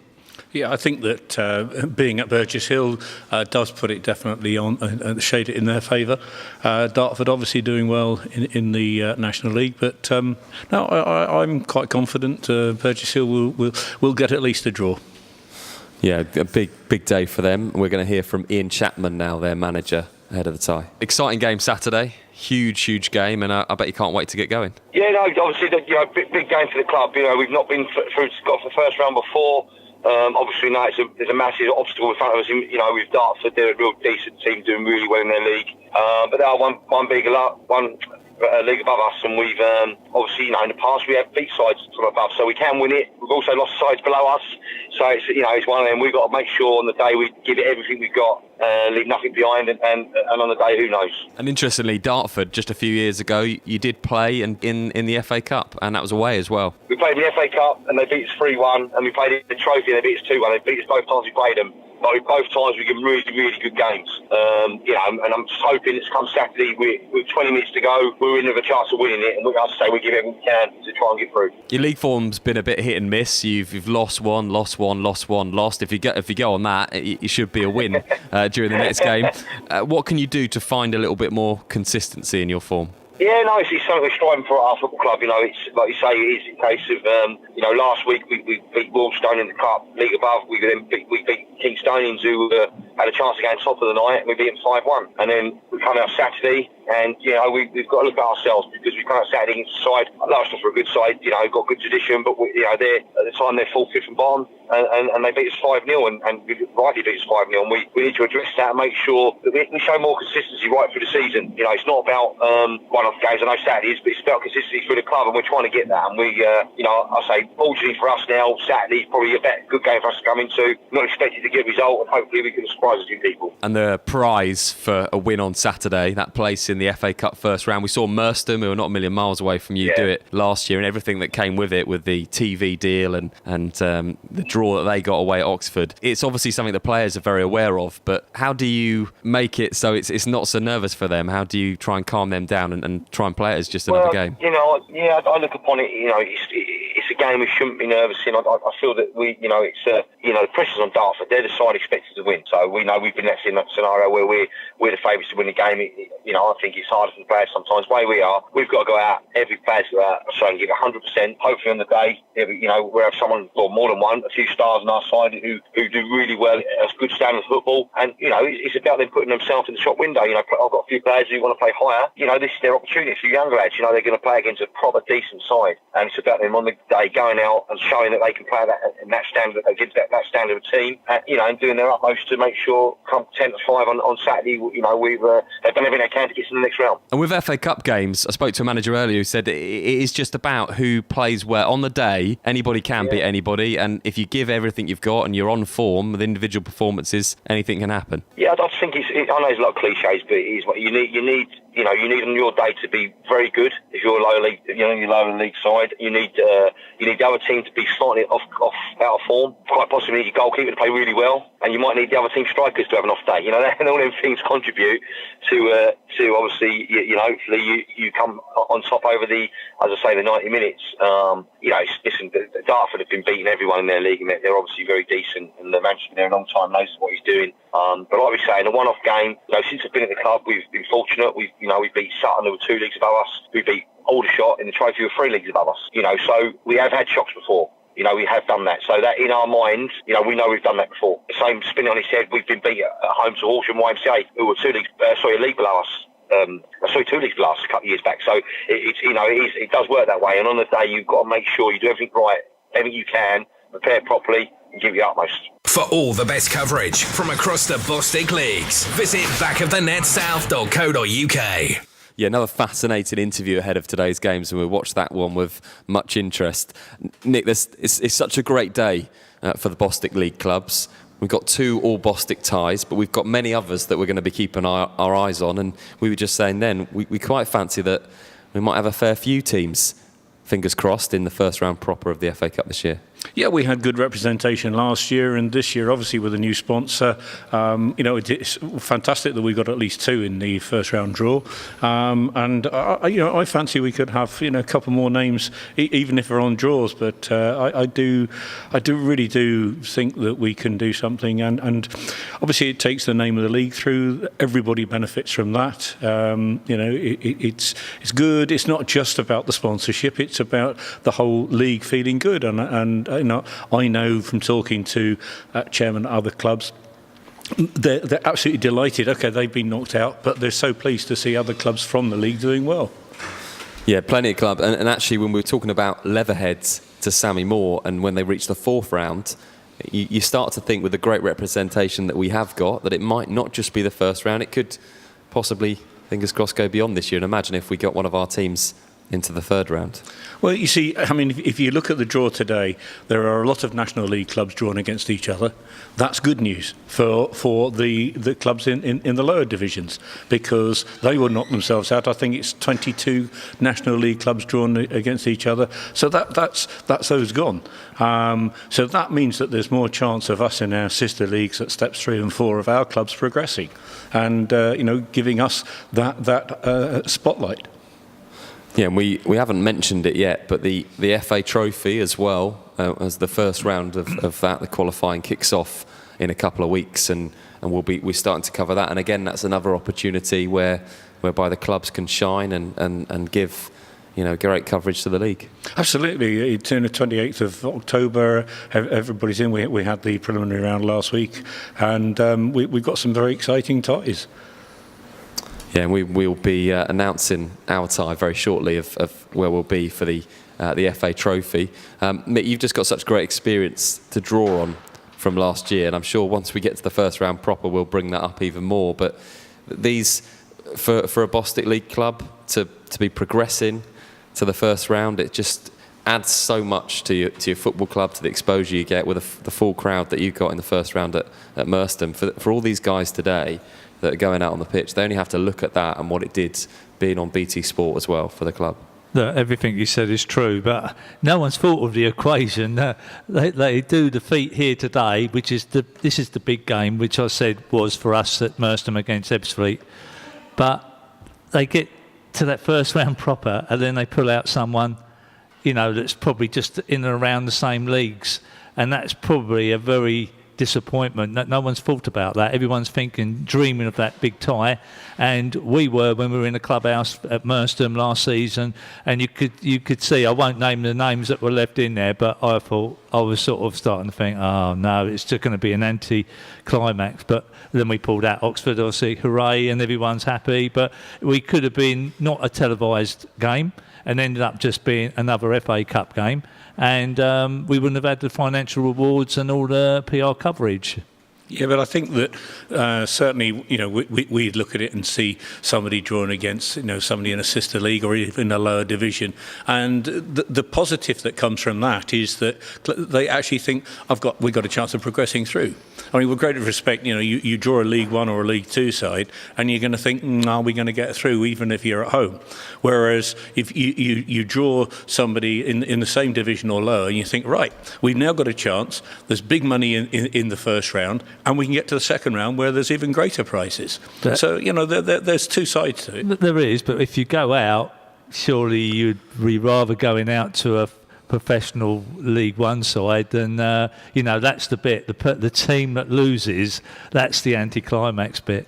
It's interesting, as actually as you said, Nick, because there's the carrot there is you can perhaps have a much better chance of beating a side that aside from a lower side. So it's a question of, thinking, well, actually, now we can possibly look towards round 3 and maybe get our big tie in that round. But there is two sides to every story. Completely get that. Before we continue this discussion, let's hear from Steve Watt, the Margate manager. Massive tie, as we mentioned, against Leatherhead, all Bostik tie. And here's what he had to say when I caught up with him yesterday. Yeah, another really exciting tie to look forward to. Last round, it was a local derby. This time, you go up against fellow Bostik Premier Division side Leatherhead. It's going to be one hell of an affair on Saturday afternoon. Yeah, it will be. I mean, look back a couple of weeks to our league game together, which I thought was a very, very good game, a very good advert for the league. On the night, I think we were a better side and deserved to win. But that goes completely out the window Saturday. It's a one-off game. It's a cup final, if you like, and in my eyes, it's a 50-50 tie, and he was hoping that maybe us being at home give us that slight advantage we need to progress. Does it have any bearing, the fact that you played Leatherhead in the league not so long ago at the end of September and you won 2-0? Not really, if I'm being honest. I don't think just because we won that game that we're favourites or anything like that. I think, as I said, all form and past results go out the window for this one-off game. Obviously, we know what we need to do to beat them, because we've done it before, so we know what we've got to do. And likewise, they probably know what they've got to do to not let us win, because they'd have learned a few things from that night about ourselves. So I don't think it has any bearing in any side, really. I think, as I said, it's an even tie.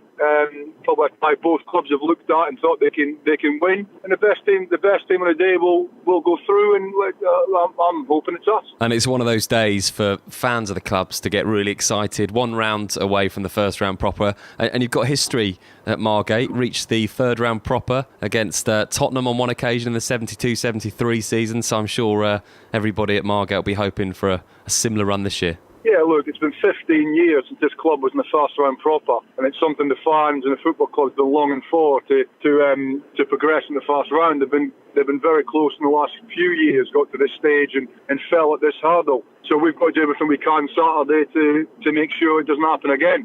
We know, the players know, I know how much it means to the football club, and looking at dressing room, I've got players that have been very successful in the FA Cup, well been in non-league sides. Some of the boys has reached the second round proper a few years ago, and I've also got a nice blend of some players that haven't made it to the first round proper. So I've got a good blend of experience of players how to approach this type of game, because they know what's on it, and also that nice blend with that hunger of the players that haven't quite reached that level yet in terms of the first round proper. So I think that's a good bearing for us, and I hope it proves that way on Saturday. Where's the game going to be won and lost on Saturday? It's probably all cliche, but I think both boxes, if I'm being honest. I mean, I haven't seen off the last game, like Leatherhead are very dangerous from set pieces, a good size, put good quality balls in your box, which we defended very, very well against them. And look, on their end, when we got our opportunities, we took them, which were both from inside the box. I know it's an old cliche, but I think the tie will be decided in either box. I think it'll be a tight game, a good game, and as I said before, I think the best team on the day will win it. I don't think it'll be a case of better team losing out on Saturday. I think both teams to progress have to be at their best. We were at our best at their place. I believe for spells that Leatherhead were as well, but we did what we did well 2 weeks ago and got the result. For all the best coverage from across the Bostik Leagues, visit backofthenetsouth.co.uk.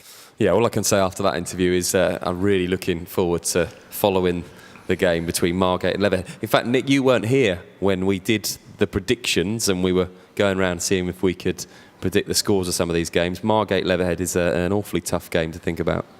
Yeah, it is. Obviously, we were all down there for the last round when they did so well against Herne Bay. And you know, it's just so nice to see these clubs that, you know, obviously Margate have come down this year from the National League, and they're regrouping and hoping to go back. I think they're more concentrating, if truth be known, they'd like to win the league rather than the cup, but anything that comes along their way is fine. Leatherhead are having a good season. You know, who knows what could happen there. I do fancy that as a draw, and fancy going back there to see the replay next week. Yeah, you know, but that's a tip-top tie, isn't it? And I was just looking at you then, because I'm sure the dream for you today is a replay at Fetcham Grove on Wednesday, and you never know, we might even be there for that one. It'd be mouth-watering. Cray Wanderers against Grays Athletic will be the tie that we're at in the FA Trophy first qualifying round in 2 weeks' time. We're at Whiteleaf next week, and then we'll be Cray Wanderers against Grays Athletic. We haven't seen either of those sides this season, so that will be a really good tie, and again a good opportunity, as we said, to go through the rounds in the Cup. Okay, we're going to speak, before we go and speak to Kim Harris, who's head coach at the moment at Kingstonian after Craig Edwards left. Looking forward to speaking to him. Mick, when Nick Robinson comes on this show, we always allow you to ask a couple of questions. Yeah, well, excuse the pun here, but obviously Evo Stick and Bostik, are they the same company or totally two different companies? Just the first part of my question. The same company. Same company, very interesting. I noticed Neil Baker made some comments this week from Slough Town's perspective. Obviously, he has managed teams in the Bostik League, and he made a comment that they had to travel all the way down to Merthyr Tydfil to play a midweek game prior to this FA Cup game, which is a massive game for everyone, and that league included. Obviously, do you not think your counterparts from the Bostik League should have allowed that to happen, for your own personal opinion? I'm not asking you to be critical of them, because obviously they're chairman, but do you not think that's a sort of a strange thing that from Bostik to do to their own teams? From the Bostik point of view, I'm delighted if they want to tire their teams out and give us an advantage. That's great. We do it from this round on. We say to clubs that are in there, if you don't want to play midweek, you don't have to. We will cancel the game. But the other leagues don't. The Northern Premier League don't. The Southern League don't. That's their choice. If their clubs don't like it, presumably they would make representation. But they don't. Our clubs are very responsive and very pleased that we give them that option. No, it's nice that it's not. You don't get a lot of credit for the guys at the top of the Bostik League. So I would have thought that a lot of the teams in our league would applaud you for helping them out and getting them further towards the FA Cup dream. Absolutely, but of course you need to remember it's optional, because some clubs want to play the match because they might want to get somebody off a suspension. So they may say, no, we'll play, thank you very much, and they'll play that match, get the player off suspension so that he can play in today's match. Quite true, but I don't think that was the case for Neil. No. But also, I heard him interviewed and he used the R word, so I'd need to send him a fine of £1. Oh, wow, yes. We had somebody do that last week on the show. I think it wasn't you, obviously. It was Hayden. It was Hayden. I'm sorry. Oh, can I send him a £1 fine as well? Please do. Yeah. Founded prostate charity. We did have a jar somewhere that we started at the beginning of the season. Oh, I have to say, actually, it's not been used by any of us. I think we've managed to do this all right. You'd think. Do you know what? I do think that in my discussions last year with Bostik, the one thing they were worried about was that we'd been with the previous sponsor, which is how I get round saying it. I just say the previous sponsor. We've been with them for 20 years, and people were saying, the supporters now who have only known that sponsor for this league. And I said, I believe we can do it, and I gave absolute commitment. I said I have no doubt that what we did for the previous sponsor we can do for you, and so they've given us faith, and our Google analytics are just showing such fantastic responses. They really are. And I do honestly think that a lot of people. Well, how many times do we hear the R word? We don't. So whereas Bostik were afraid that going out even to Christmas, even into the second season, that people would still be referring to the previous name. Well, they're not. Everyone's saying Bostik this, Bostik that, and that's great from my point of view, because it's justified my commitment. Yeah, it certainly is, and I think we've noticed that wherever we've gone as well, it is very firmly the Bostik leagues, and it's certainly been taken up by everybody. And can I just say, this week we've taken delivery of new badges, which are just like, with the Bostik League, like the players have on the patches on their shirts. So we'll be distributing those very shortly.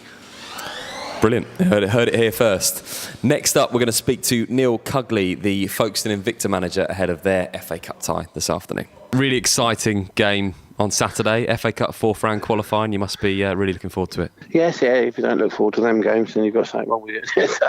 Looking forward to it. Nice ground we're going to. Obviously a good team, and it could be a good day for the club. You're 16th in the Bostik Premier Division at the moment, 14 points from after 9 games, but I think stats like that mean nothing in an FA Cup tie. No, that's right. You've just got to, it's still early doors in the leagues, I think, and I never really look at league tables to about 14, 15 games, so, it's still early doors for us, so go looking for and just get on with it, and, as you say, excited about the prospect. And you go up against Slough Town, who have obviously, a good team. They've come through the likes of Dulwich Hamlet and Poole Town during this year's FA Cup. So, do you know much about the team? Well, yeah, we obviously had different things about them. Obviously, we know the people from Dulwich anyway, and things like that. We're prepared for what they've got, and to be fair, hopefully they've watched us the last couple of games because we haven't been at our best. So, hopefully we can perform better up there show on Saturday. Will it be down part of this to who deals with the occasion the best? Obviously, there will be some nerves. It's for a prize in the FA Cup first round for teams at this level is almost like reaching the final. So is it down to dealing with those nerves? It can be, yes, and I think we on our team we haven't got many people at all that's played in the first round proper. I would have thought, a lot of them come out from lower leagues, from the Ryman South, most of my players. So yeah, it is a massive game, and you're dead right. You've got to just get on with it. And I felt last game, and I did say to the players, I thought we looked very nervy, and I'll try and make sure on Saturday we're not, that we're ready for the game and people enjoy the occasion, and whatever will be then.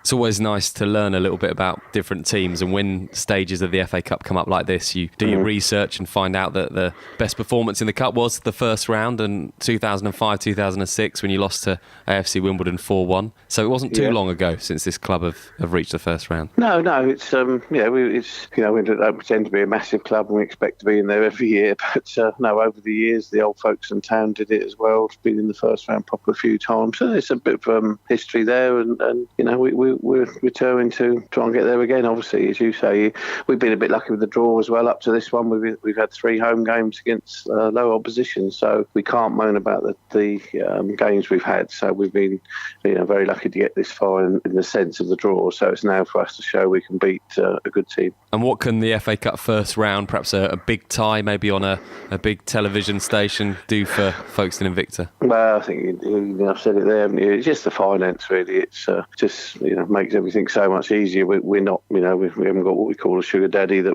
writes out the bills and pays everything off. We have to work really hard for our money at Folkestone, and this would take if you got that far, it would take a lot of pressure off the club for not only this year, I would say for next year as well.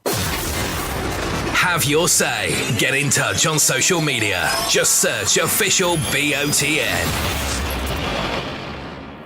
Of course, one of the games that we did the Mick versus the manager for, and Nick's already said that he fancies the chances of Folkestone Invicta today, and again, another one of those ties that we'll watch with great interest, and that completes all of the Bostik managers that have been on the show today. I think it's been a record number, Remy, hasn't it, that we've had on today because of the FA Cup. Record, and managed to get every manager of the Bostik sides in today's ties, so that's great. Yeah, all very optimistic as well. Yes, they all very much are, and why not fancy their chances? Nick, it's great to have you on because we always like to have a little bit of an update of things that are happening in and around the league, and I'm sure many people listening want to hear of any new developments, and we've got things like the Women's Cup has got a new sponsor as well. Yeah, I'm pleased to say we've finalised the last piece of the jigsaw that I've been working on so hard. This week we've been able to announce goodmove.co.uk as the sponsors for the Women's Cup. It's only a 1 year, but we've got an option with that, so we're hoping that it's going to be a long-term thing. But the Women's Cup has been very successful over the years. We were sorry to lose Tottenham this year because they got promoted to the Super League Division 1. But we still have Charlton Athletic ladies in it. We have West Ham in, and they're featuring in the first round. And we've had the last 2 finals. We've had over 600 people at the finals, and that's absolutely remarkable. So it's enabled us to develop what we said some 5 years ago. We wanted to develop the Isthmian brand, and one of our intentions is to actually try to get involved and support women's football to show that the Isthmian League and the Bostik League is not just about men's Saturday 11v11. But, we have the youth, we have the development, and again the Development League has been really well received this year. It seems to be getting stronger and stronger. It's as I said, the good move piece is the final part of the jigsaw. We're now going ahead and we can now complete our merchandising. We're sending out to the clubs sheets to go in the programmes which have all the sponsors and partners on it. So we're now all set. And it's a great time, obviously, the development of women's football is there for all to see over the last few years since the last World Cup. And we did the draw for the first round on the show a couple of weeks ago, and we look forward to seeing that progress. And I'm sure that now that you've got especially with the sponsor in place and the way it's grown and the commitment from the league, when we're talking in 3, 4, 5 years' time, it's going to be a huge competition. I believe so, yeah, absolutely. And, with attracting new sponsors, we now, instead of the one major sponsor last year, we've now got a major sponsor and several other supporting sponsors. And that's also the other good thing for the league, that we're not just relying on one company. Plenty more to come on the show between now and 1 o'clock. We'll talk more to Mick and Nick here this afternoon. We'll also hear from Liam and Josh, Haringey and Heybridge fans. That's going to be fascinating to see what they think of their chances this afternoon. You're listening to Back of the Net, powered by Promote UK. We're really good at what we do. Times are changing. We now live in a digital world where 9 out of 10 people use the internet to look for local goods and services. Whether in front of a computer at home or on a mobile phone on the go, people expect to find what they want, when they want, quickly and easily. The question is, can your business be found? At Promote UK, we specialise in getting local businesses found online. One highly affordable package will give your business a stunning mobile responsive website, which we guarantee to get to the first page of Google and keep it there. And we take care of everything: copywriting, design, hosting. We even offer unlimited amends all year round for no extra charge. So, whilst you're busy focusing on your business, we're busy making sure it can be found online all year round. Start your Google Page One journey today with a free online health check by visiting promoteUKLimited.com. Promote UK. We're really good at what we do. Are you looking for a little bit more than a good meal at a pub? The Half Moon is a hidden gem located in the picturesque village of Charlwood on the Surrey-Sussex borders. Proud of old traditions, this old English pub offers tasty fresh food with locally sourced ingredients, comfortable dining and traditional bar area, as well as a lovely garden for your enjoyment. Evening with friends or lunch with family, whatever the occasion, you can expect our friendly and welcoming staff to help. Half Moon Charlwood. Check out our Facebook page for upcoming events and live music. Need to refuel? Whether you're heading home or away, get ahead of the game and refuel at Dorking's Service Centre. Dorking's local retailer of quality BP fuel, Costa coffee and food to go. Find us at the traffic lights close to Dorking Halls or at dorkingservicecentre.com. From Premiership to Playground, MH Goals has everything you need for an outstanding football match, including aluminium and steel football goals, nets, line marking machines, team shelters, boot wipers and much more. Buy with confidence direct from the manufacturer with great prices available across our whole range of sports equipment. What's more, we offer fantastic discounts for all FA affiliated clubs. We pride ourselves on British manufacturing. We make all our football goals here in the UK and conform to the latest British and European safety standards. So call MH Goals direct on 01502 711 298 or visit our online store at mhgoals.com. Head to backofthenetsouth.co.uk tomorrow morning for video highlights and full match reaction of today's games. Back to your favourite non-league football show, powered by Promote UK. We're really good at what we do. Back of the Net, where it matters. So welcome back to the show. We're delighted to have our two fans of the clubs this afternoon on. Hopefully, first of all, let's go and speak to Josh, who's a Heybridge fan. Josh, very good afternoon to you. Good afternoon to you. Massive game today. You were on your way? Pardon? Are you on your way? Are you on the coach? Yes, we are. We just set off from Heybridge right now. Brilliant. And are you looking forward to playing a team that you know, or would you have preferred to be playing somebody that was a bit different in the FA Cup? It's good to be playing Haringey. I'm like, we know each other well, so that's not brilliant, but it's better than any other draw we could have got. We could have got someone like Leyton Orient away, so someone like Haringey in the same division that we know well helps us prepare better because we know them much better, as it were. And I don't want to get ahead of myself here, but are you already dreaming a little bit of who you might get if you were to get to the first round proper? Pardon? Are you already thinking about who you might get if you are to get through this tie and get to the first round proper?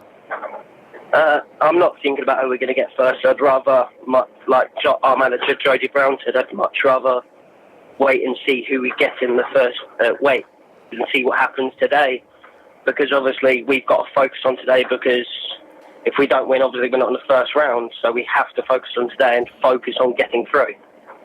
OK, Josh, you hold on there. We'll come back to you in a moment. I'm just going to bring Liam in, who's a Haringey fan. Very good afternoon to you, Liam. Good afternoon. How are you? You all right? Yeah, I'm very good, and it sounds like you are as well. And why not ahead of FA Cup fourth round qualifying? Fancy your chances today? It's going to be a tight fixture, but I'll be happy with 3-0 to Borough, yeah. Straight out with the predictions. Straight out with the predictions. Oh, yeah, sorry. I'm a bit early on that one.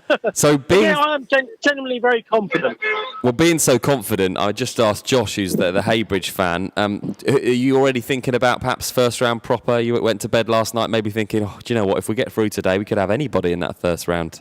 No, I was watching something on BBC 4, actually, around 9 o'clock. Guy was some guitarist, but yeah, no, I'm excited. I'd rather get a smaller team than a league team, to be honest with you. Any good, the BBC 4 programme, just out of interest? Yeah, it was that guitarist, you know, the geezer who played with the other guy, Get Lucky or something. Niles, what's his name again? Can I just tell? Sorry, Zoe. Liam, it's Mick Sullivan something here. Or another. Can I let you know? Sorry, it's Mick Sullivan here. Can I just let you know your manager actually plays the saxophone, so I think that you as supporters should get him to play saxophone in the clubhouse afterwards, or at least get him to play it the following week if you get through to the next round. We've been badgering him on the show this morning to do that. Well, I've heard rumours he's a big Kenny G fan, but obviously I didn't want to mention that on air. But I just have, obviously. There we go. Right, let's go back to... stay there for a moment for us, Liam. Let's go back to Josh. Josh, I didn't give you a chance to give you your predictions. Liam came straight out of it. But what do you think of the game? What do you think the score is going to be today, Josh? Are you still there, Josh? Yes, sir, I can hear you. What do you think the score is going to be today? I'm going to say it's going to be 3-2 to Haybridge. Optimistic fans, that's what we like. I always want to ask this question as well, not to be pessimistic ahead of today, but if you were the manager for one day, is there anything about the way your team play or perhaps the personnel that you would change? If you were manager today, what would you do? To be honest, the way we play sort of alters. It sort of depends what sort of opposition we come up against. If we're coming up against a team like Haringey who are on a flat pitch, we'll probably try and keep it on the floor, play it around a little bit, and just try and open up chances, because obviously we're not used to playing an Astro pitch as good as Haringey or teams like Aveley are. So we try and just play to our strengths and just make sure we don't make any errors, because otherwise we're going to struggle. And Liam, the same question to you. If you were manager for today, anything you'd change about your team? Well, given our record so far this season, well, no, not really, to be perfectly honest here. If we just continue like this, and we've got an amazing goalie as well, Valerie. So, yeah, I think we're near enough to perfection. Well, it's nice to hear. Listen, enjoy the game, both of you. I'm sure you're all dreaming of the first round. Thank you very much, Liam and Josh. Have a great afternoon, FA Cup fourth round. Cheers. Ciao, Borough! Always going to get something at the end. Thanks ever so much, guys. Love getting the fans on, Mick, because they're so enthusiastic, which is great to hear. And I like asking that question as well, because as a supporter of any club, whoever you are, apart from obviously if you're Liam, who's very happy with everything, especially the goalie, there's always something you want to change as a fan. There is, and Ian Townsend, who I must mention on this programme, has done a fantastic job on the Bostik website. I've really he's absolutely been superb, and I've actually been reading some of his interviews, which has given me some good prep work for some of the games that we're covering. What I really would like us to do in the coming future is maybe, some of these coach supporters sort of join in and sort of some of the background. It'd be good to get them to sing a little song sometimes. Perhaps in the next round we can get a group of supporters that we ring someone that's on that coach, and maybe they can give us a version of their chanting song for when they go to the game. Something like that. As long as we're ready with the bleep. And Nick, Can I ask you who you support? Oh, I know. So within the league? Anywhere in world football. Who's your team? My original team was Dulwich Hamlet, and I was secretary at Dulwich for 7 years before I became league secretary. My father played for the club, so that's where my heart is. But I do actually, as most people who know me, know that I have a little space in my heart for Chelsea. So with either of those sides, I'm right in thinking as a supporter, we're all built the same way. You look at your side, and perhaps when they don't play as well, that you know what you want to change. Yeah, but I mean, when I go and see Chelsea, and I don't get to see them as often as I'd like, but that's my day. That's what I call my day off, and that's when I'm just a fan. And they're playing Palace today, and quite worried about it. You think Palace might score their first goal today, and and people get known about that. So you understand how the fans are travelling to their matches today. It's the same feelings, just different. I say so many times in football, it's about the number of noughts after the figure. Well, Remy is a Crystal Palace fan, and we've only got 10 minutes left of the show, but I was going to ask you what you'd change about Palace. We shouldn't do that. But God, we don't have enough time. No. But it's definitely the same. And as Nick mentioned, up against Chelsea today, so you never know, Palace might manage to score their first goal. Mick, for you, is it Leatherhead? Leatherhead all the way. I'm non-league. I'm not a lover of watching all the Premiership. I might watch the odd game here and there. I'd much rather, when they bring out a non-league channel, I'll probably watch a bit more of that. I'm one of very few, I suspect. Listen, I watch the National League highlights every week. I think it's great to see what's happening in the National League, and that's why what you do with the highlight show is so important to our league. And what we want to do is to develop that so that people do turn around, like you, who are non-league fans, and always want to look at the back of that highlight show. Yeah, that's a good pointer towards the Bostik League show, which will be tomorrow, of course, between Haringey and Heybridge. And you can watch any of the highlights from all the season. We kicked off, I'm trying to think of the date, it was the 9th of August, was it? 12th of August. 12th of August that we kicked off, and all the shows are up there for you to have a look at. And Mick, as you said, we asked the quiz question earlier. You said you didn't get it right because you didn't hear it properly, but we asked about a team that was in the current Premier League team that had never won the FA Cup. Mick said Liverpool. I think that says all it need to know about which football you like watching, which is not a bad thing as well, being our non-league football expert, Mick. No, it's not a bad thing at all. Of course, I love coming to this ground today, having to walk through a little market to get into this clubhouse. It's absolutely superb, and it's quite great to hear the manager telling me, well, we wanted some batteries, didn't we? Oh, you could just go down to that store just down there and get some batteries. He says they do sell chickens and God knows what. It's marvellous. I love that type of character about non-league. And this is the only ground in White Hart Lane. Yes, and interesting, he's an Arsenal supporter. We did get told that fact a little bit earlier. Do you know, it's funny actually, because earlier on in the week I said to somebody this is where we were going today, and I asked if Tottenham were at home, because obviously it would cause maybe a bit more traffic, and someone said to me, oh, they don't play here at the moment, so they're over at Wembley. Yeah. But they don't play in White Hart Lane anyway. No, that was one of the first things that we were told this morning as we walked in here, wasn't it? Yeah, I must admit, I thought, I didn't recognise this road, because I used to go to Tottenham as a lad, and I used to think, it don't look like White Hart Lane. So what road was I walking down, Nick? Do you know? Going to Tottenham. No, it's been a great experience to come here. Can't wait for the game as well. Just going back to today's game, because we've talked all about the Bostik teams. Obviously, Haringey up against Heybridge. Probably the one game that we haven't really looked at and said who we fancy. One of the only two All-Bostik ties. Mick, who you fancy here today? You know what? I fancy it could be a draw, and it goes back to Heybridge. I must admit, I listened to Jody Brown on another show, and he comes across as a very astute guy.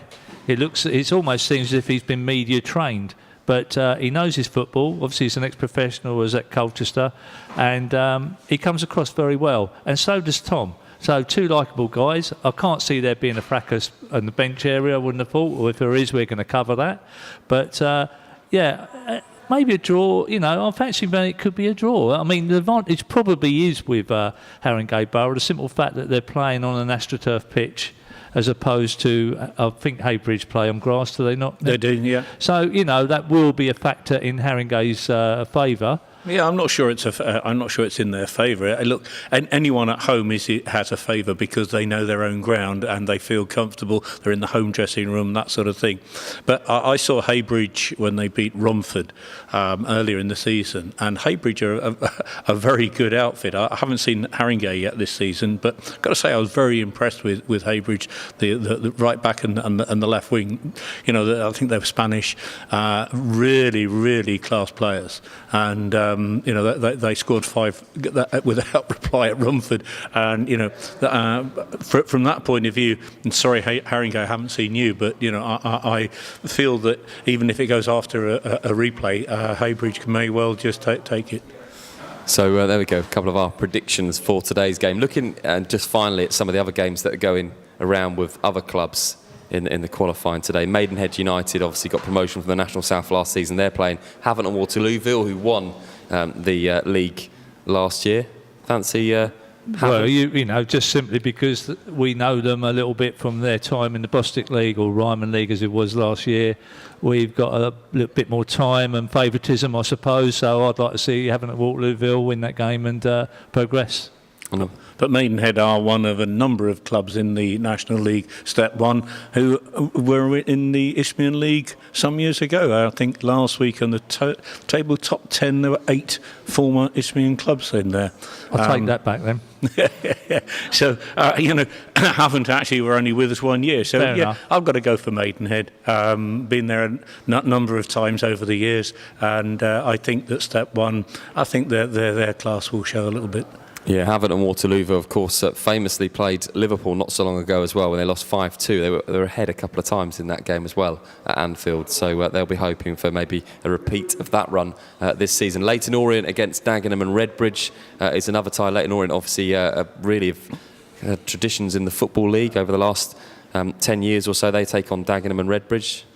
I favour Dagenham and Redbridge, and the simple reason why I do is the fact that I think it's John Steele who's the manager there, and he's got scouts that go about, and I know a couple of them. They go about the non-league level, and I think they actually they bought Leverhead centre forward off them. It hasn't done us a lot of favours this year, and they've bought him from a Bostik League club, Leverhead, and taken him into the Football League, or no, not Football League, Football Conference. I'll get it right. Or National League. The National League, I'll get that right. But they've given him a leg up, and they're looking at this level of football, which I think is fantastic. Do you know what? Can we just note this down in the diary? I agree with Mick. Okay, someone's going to make a record of that. We've got a recording forever. We're live on Facebook and Twitter. And of course, Dagenham and Redbridge beat Leyton Orient 14-13 on penalties in the second round of the Football League Trophy on the 8th of September 2011. It remains the joint highest scoring penalty shootout in professional football history. So there's a little fact for you ahead of that game. Aldershot Town take on Torquay United. I think Aldershot will win that one. Torquay, I mean, it's top v bottom in the National League, and I can't see Aldershot slipping up on that, even though Torquay have got a new manager. And last season, Aldershot lost to Eastbourne Borough in the 4th round qualifying, so they'll be hoping to go one better. Know either of these sides or the managers, Mick? Well, I know a player, Jake Gallagher, which is Josh Gallagher's twin brother, who's, I think, captain of their side. I don't know if he'll be captain today, but, you know, Aldershot... Surrey side or Hampshire, are they? Hampshire. Well, they were very border-like, you know. Now, Aldershot all the way for me, hopefully. Yeah, and Torquay United also lost in the 4th round qualifying to Woking last year, so one of those clubs will make it one step further than they did last year. And another one of the sides that we know well from last year, Oxford City, will play Bognor Regis Town, of course, involved and won the playoffs last season. It's going to be an interesting tie as well. Well, that's an easy one for me. Bognor Regis all the way. Obviously, an ex-Bostik side, and obviously Jack Pearce, top man, and Dabbers there. They're a great bunch down at Bognor, aren't they? Absolutely, and I think Oxford were extremely lucky in the last round. They beat Leiston with 3 late goals. I was up at Leiston last week, and they just said, you know, we don't know what happened. They were heading for a draw. They thought they got the draw. We're back on Tuesday night, and suddenly got hit with 2 late goals. And so I think with all that, yeah, Bognor, even though they're not doing fantastically well in the league, will win that. It'd be good to see Jack celebrating afterwards. It certainly will. Interestingly, Oxford City and Bognor Regis Town were in fact due to play each other today in the league. It's funny how things work out. Right, that's it from the show for us today. A big thank you, of course, to Remy and Luke. A big thank you to Tom and Daniel for coming on earlier. All the managers that are involved in Bostik FA Cup ties today. Mick Sullivan and Nick Robinson. Mick, you want to... Last parting word, you come out of a fantastic fact. I'm going to give you a fact, because Tom told me just previously. Do you know what the fixture was today here, or at Haybridge Smith, who they were meant to be playing today? Go on. Come on, guess it. Haringey Borough. Haringey Borough. Hey! There we go. Mick Sullivan with one to finish off the show. Big thank you, Nick, for coming on, and thank you. And Mick as well. Looking forward to the game today, massively. Haringey Borough against Haybridge Swifts, of course, is the Bostik League show tomorrow. You can catch all the highlights tomorrow morning. And for everybody, thank you very much for listening, and join us for live commentary at 3 o'clock.